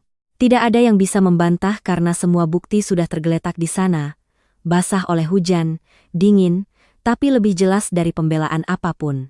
Aku berdiri di samping suami, untuk pertama kalinya melihatnya begitu lelah, bukan karena uang, tapi karena dia baru saja melihat ibunya, kakaknya, seluruh keluarga yang selalu mengajarkan moral padanya, telah siap menggunakan dirinya dan istrinya sebagai tameng untuk gengsi dan kesalahan mereka. Dan pada saat itu, aku tahu badai ini masih belum berakhir. Ia baru saja membuka lapisan yang lebih dalam, lebih sakit, dan tidak bisa ditutupi lagi. Setelah perkataan Banyu, Baskara seolah kehabisan sisa tenaganya. Dia tidak lagi berteriak, tidak lagi meronta-ronta seperti saat pertama kali melihat Jaka Codet. Pria yang beberapa jam lalu masih berdiri di tengah ruang pesta mengangkat gelas dan berbicara tentang moralitas keluarga, kini duduk terkulai di lantai jembatan yang basah, kedua tangannya memegangi kepala, mulutnya bergumam seperti orang linglung. Selesai sudah, hidupku selesai sudah. Ibu mertuaku duduk tidak jauh darinya, kedua bahunya bergetar hebat. Dia ingin mendekati putranya tapi seolah tidak punya keberanian untuk menyentuhnya. Mungkin untuk pertama kalinya dalam hidupnya, dia melihat putra sulung yang pernah diangkatnya sebagai kebanggaan keluarga jatuh ke dasar yang begitu menyedihkan. Tapi yang paling pahit adalah dia sendiri ikut andil mendorongnya ke bawah. Rania memeluk Bima sambil berdiri di dekat pembatas jalan, rambutnya basah menempel di wajah, riasannya luntur total memperlihatkan wajah yang lelah dan putus asa. Dia menatap Baskara, suaranya serak karena menangis. Kamu menyeret ibu dan anakmu ke neraka. Kamu tahu tidak? Rumah tidak ada lagi, utang menumpuk, anak harus berdiri di sini melihat ayahnya ditagih seperti penjahat. Pernahkah kamu memikirkan kami sekali saja? Baskara mendongak menatap istrinya. Di matanya ada penyesalan tapi masih tercampur dengan sifat keras kepala orang yang terbiasa menyalahkan. Dia menggerakkan bibirnya. Aku juga terpojok. Rania memotong, tangisannya pecah menyakitkan. Siapa yang memojokkanmu membuka anggur 40 juta? Siapa yang memojokkanmu memasukkan namaku dan Dik Banyu ke dalam surat penyertaan modal? Siapa yang memojokkanmu menggadaikan rumah tanpa memberitahu istrimu? Pertanyaan-pertanyaan itu jatuh beruntun. Tidak ada yang bisa menjawab. Baskara menunduk, kedua tangannya mencengkeram rambutnya. Seorang polisi mendekat. Suaranya tegas tapi tidak keras. Bapak Baskara, yang terpenting sekarang adalah Anda harus bekerja sama. Semakin Anda melarikan diri, masalahnya akan semakin serius. Pinjaman, pemberi pinjaman, dokumen terkait, Anda harus jelaskan semuanya. Mendengar dua kata bekerja sama, Baskara tiba-tiba mendongak, matanya memancarkan kepanikan. Mungkin sampai saat itu, dia baru mengerti bahwa masalahnya bukan lagi sekadar aib keluarga. Ini sudah menyentuh ranah hukum, dokumen, para pemberi pinjaman, ancaman, dan rencana memaksa kerabat untuk menandatangani surat utang. Dia tiba-tiba bangkit. Gerakannya begitu cepat hingga beberapa orang di dekatnya tidak sempat menahan.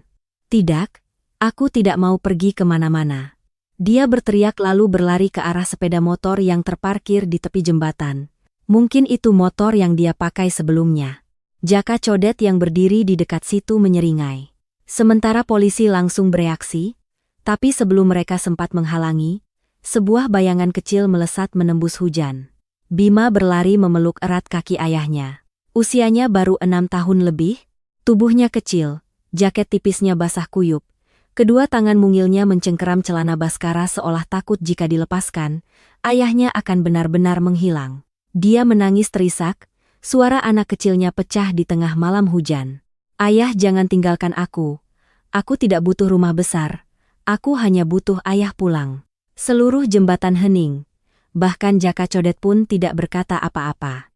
Selama beberapa detik, Baskara berdiri kaku, kakinya masih mengarah ke sepeda motor, tapi seluruh tubuhnya seperti membatu.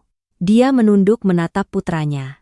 Anak kecil itu mendongak, air hujan dan air mata bercampur, matanya yang merah bengkak penuh ketakutan.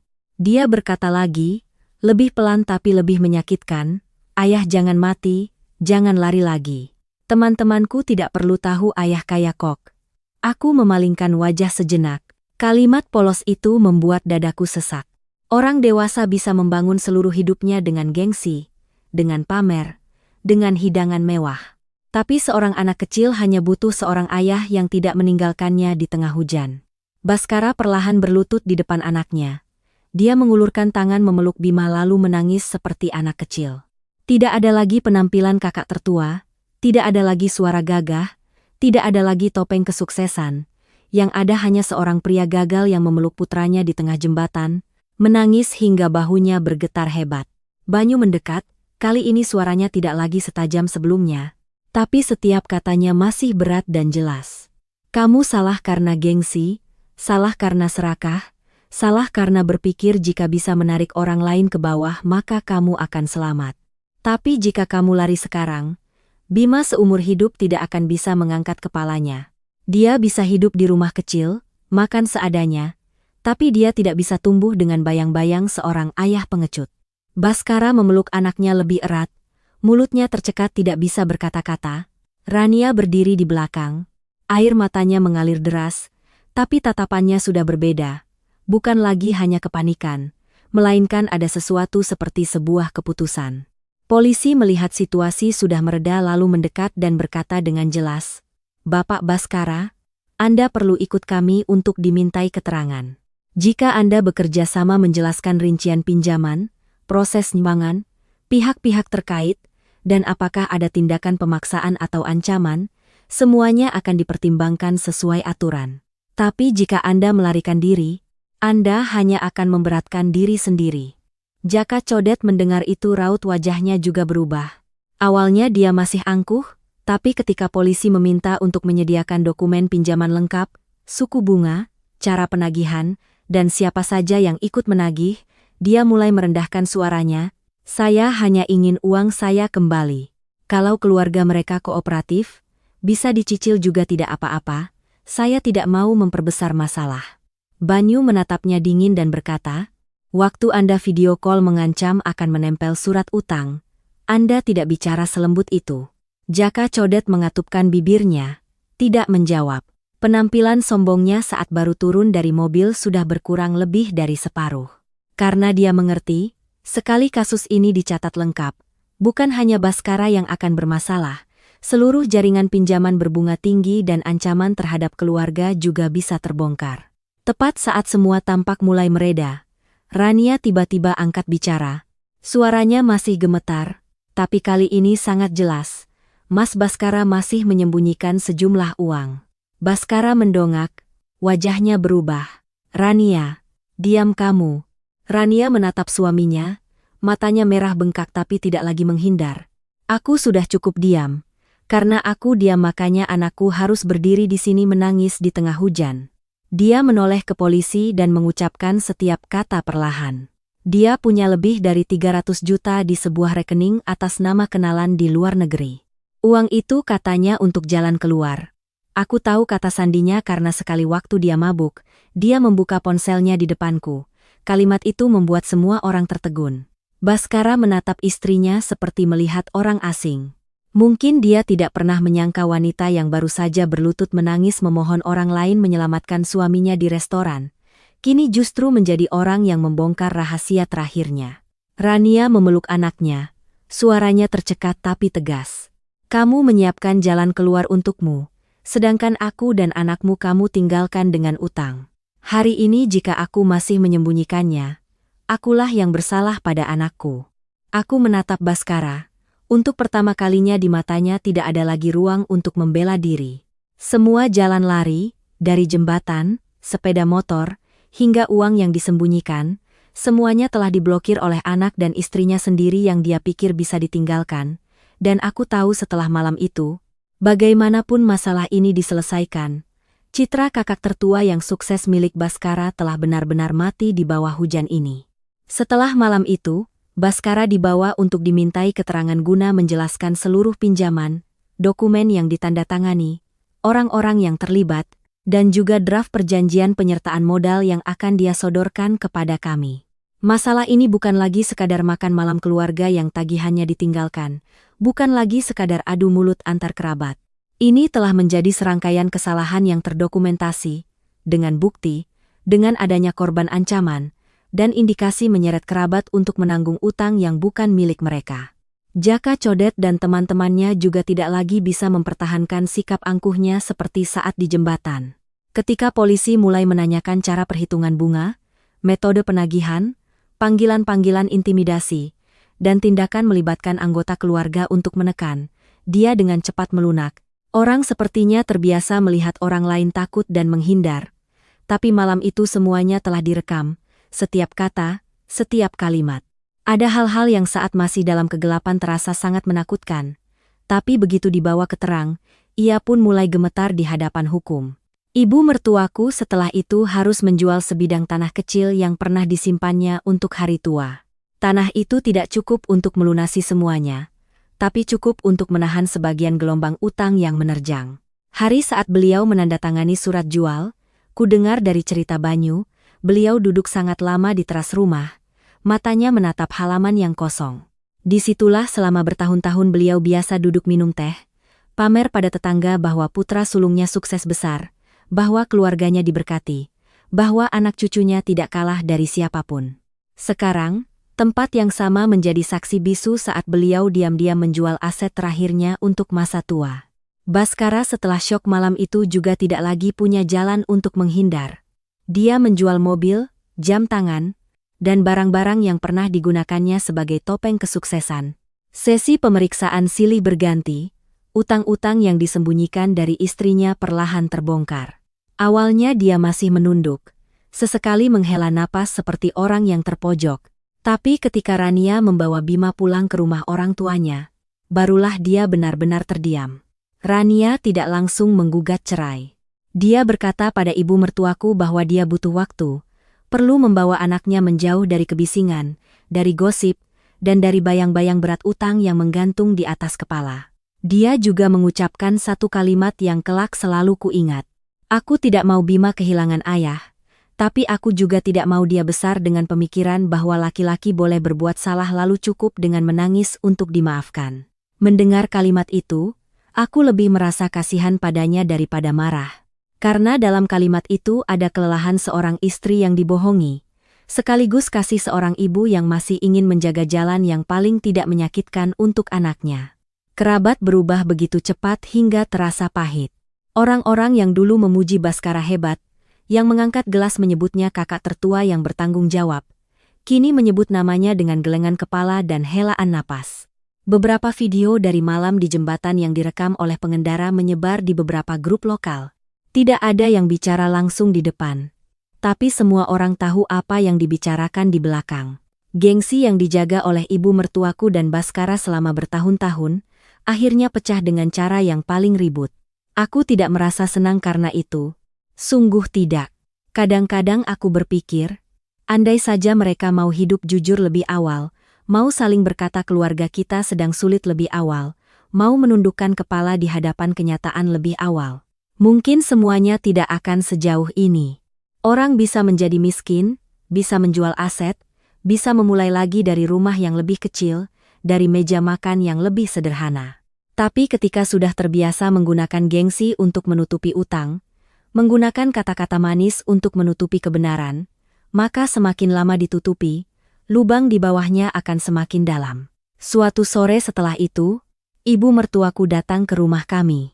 Cuaca hari itu hujan ringan, tidak sederas malam di jembatan, hanya rintik-rintik yang cukup membuat teras basah dengan warna abu-abu yang muram. Beliau tidak lagi mengenakan pakaian rapi seperti biasanya, rambutnya juga tidak disanggul tinggi. Beliau membawa sekantong kecil buah-buahan, berdiri di depan pintu cukup lama sebelum berani menekan bel. Banyu membuka pintu, ibu dan anak itu saling pandang, tidak ada yang langsung bicara. Aku berdiri di belakang, melihat bahu ibu sedikit bergetar. Beberapa saat kemudian, barulah beliau masuk, meletakkan kantong buah di meja, lalu duduk di ujung kursi seperti tamu asing. Wanita yang pernah berkata padaku bahwa menantu harus tahu diri, yang pernah menganggap keheninganku sebagai kewajiban, kini menunduk sangat dalam. Beliau berkata dengan suara serak, "Ibu minta maaf pada kalian berdua, hanya 4 kata, tapi aku tahu bagi beliau itu bukan kalimat yang mudah diucapkan." Beliau mendongak menatapku, matanya merah bengkak. Ibu selalu berpikir menjaga gengsi berarti menjaga keluarga, tidak menyangka malah menghancurkannya. Ibu pikir kamu perhitungan dan dingin. Sekarang ibu baru mengerti, kalau hari itu kamu tidak waras, orang yang terseret menggantikan seluruh keluarga adalah kamu. Aku diam sangat lama. Ada permintaan maaf yang datang terlambat tapi tetap pantas didengar namun bukan berarti setelah mendengarnya semua luka langsung hilang. Aku tidak lagi menyalahkannya dengan kata-kata kasar.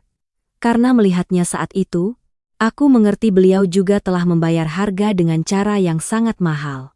Aku hanya berkata pelan, "Keluarga tidak akan hancur karena miskin, Bu. Keluarga hanya akan lelah jika semua orang terus berusaha hidup untuk dilihat orang lain." Ibu mertuaku menunduk, kedua bahunya bergetar. Beliau tidak menangis terisak, tapi aku melihat air mata menetes di punggung tangannya yang sudah keriput. Banyu duduk di sampingku, tangannya menggenggam tanganku sangat erat. Aku tahu di hatinya dia juga sakit, bagaimanapun itu tetap ibunya, kakaknya, bagian dari darah daging yang pernah ingin dijaganya. Tapi terkadang, untuk menyelamatkan sebuah keluarga, pertama-tama harus berhenti membiarkannya menyeret orang yang tidak bersalah ke dalamnya. Sore itu, saat ibu mertua pulang, Banyu mengantarnya sampai ke gerbang. Aku berdiri di teras melihat mereka. Rumah di seberang jalan masih menyala lampunya. Hujan masih turun ringan. Semuanya dari luar tampak normal. Tapi aku tahu setelah badai, tidak ada yang benar-benar kembali seperti semula. Hanya saja orang-orang belajar untuk melangkah di atas puing-puing, lebih hati-hati, lebih jujur, dan tidak lagi saling menyakiti. Malam saat ibu mertua meneleponku 35 kali. Jika aku tidak menuruti suamiku untuk tinggal di rumah, jika aku melangkah masuk ke pesta itu dengan sikap seorang menantu yang takut menyinggung perasaan, mungkin orang yang terseret ke dasar hari itu adalah aku. Mengingatnya kembali, aku masih merasa dingin. Tapi sejak malam itu, aku mengerti bahwa kebaikan bukan berarti membiarkan orang lain memanfaatkanmu, dan menjaga keluarga bukan berarti diam terhadap kesalahan. Terkadang, berdiri diam dan tidak masuk ke dalam jebakan, juga merupakan cara untuk menyelamatkan diri sendiri dan memaksa orang lain untuk melihat kembali jalan yang sedang mereka tempuh.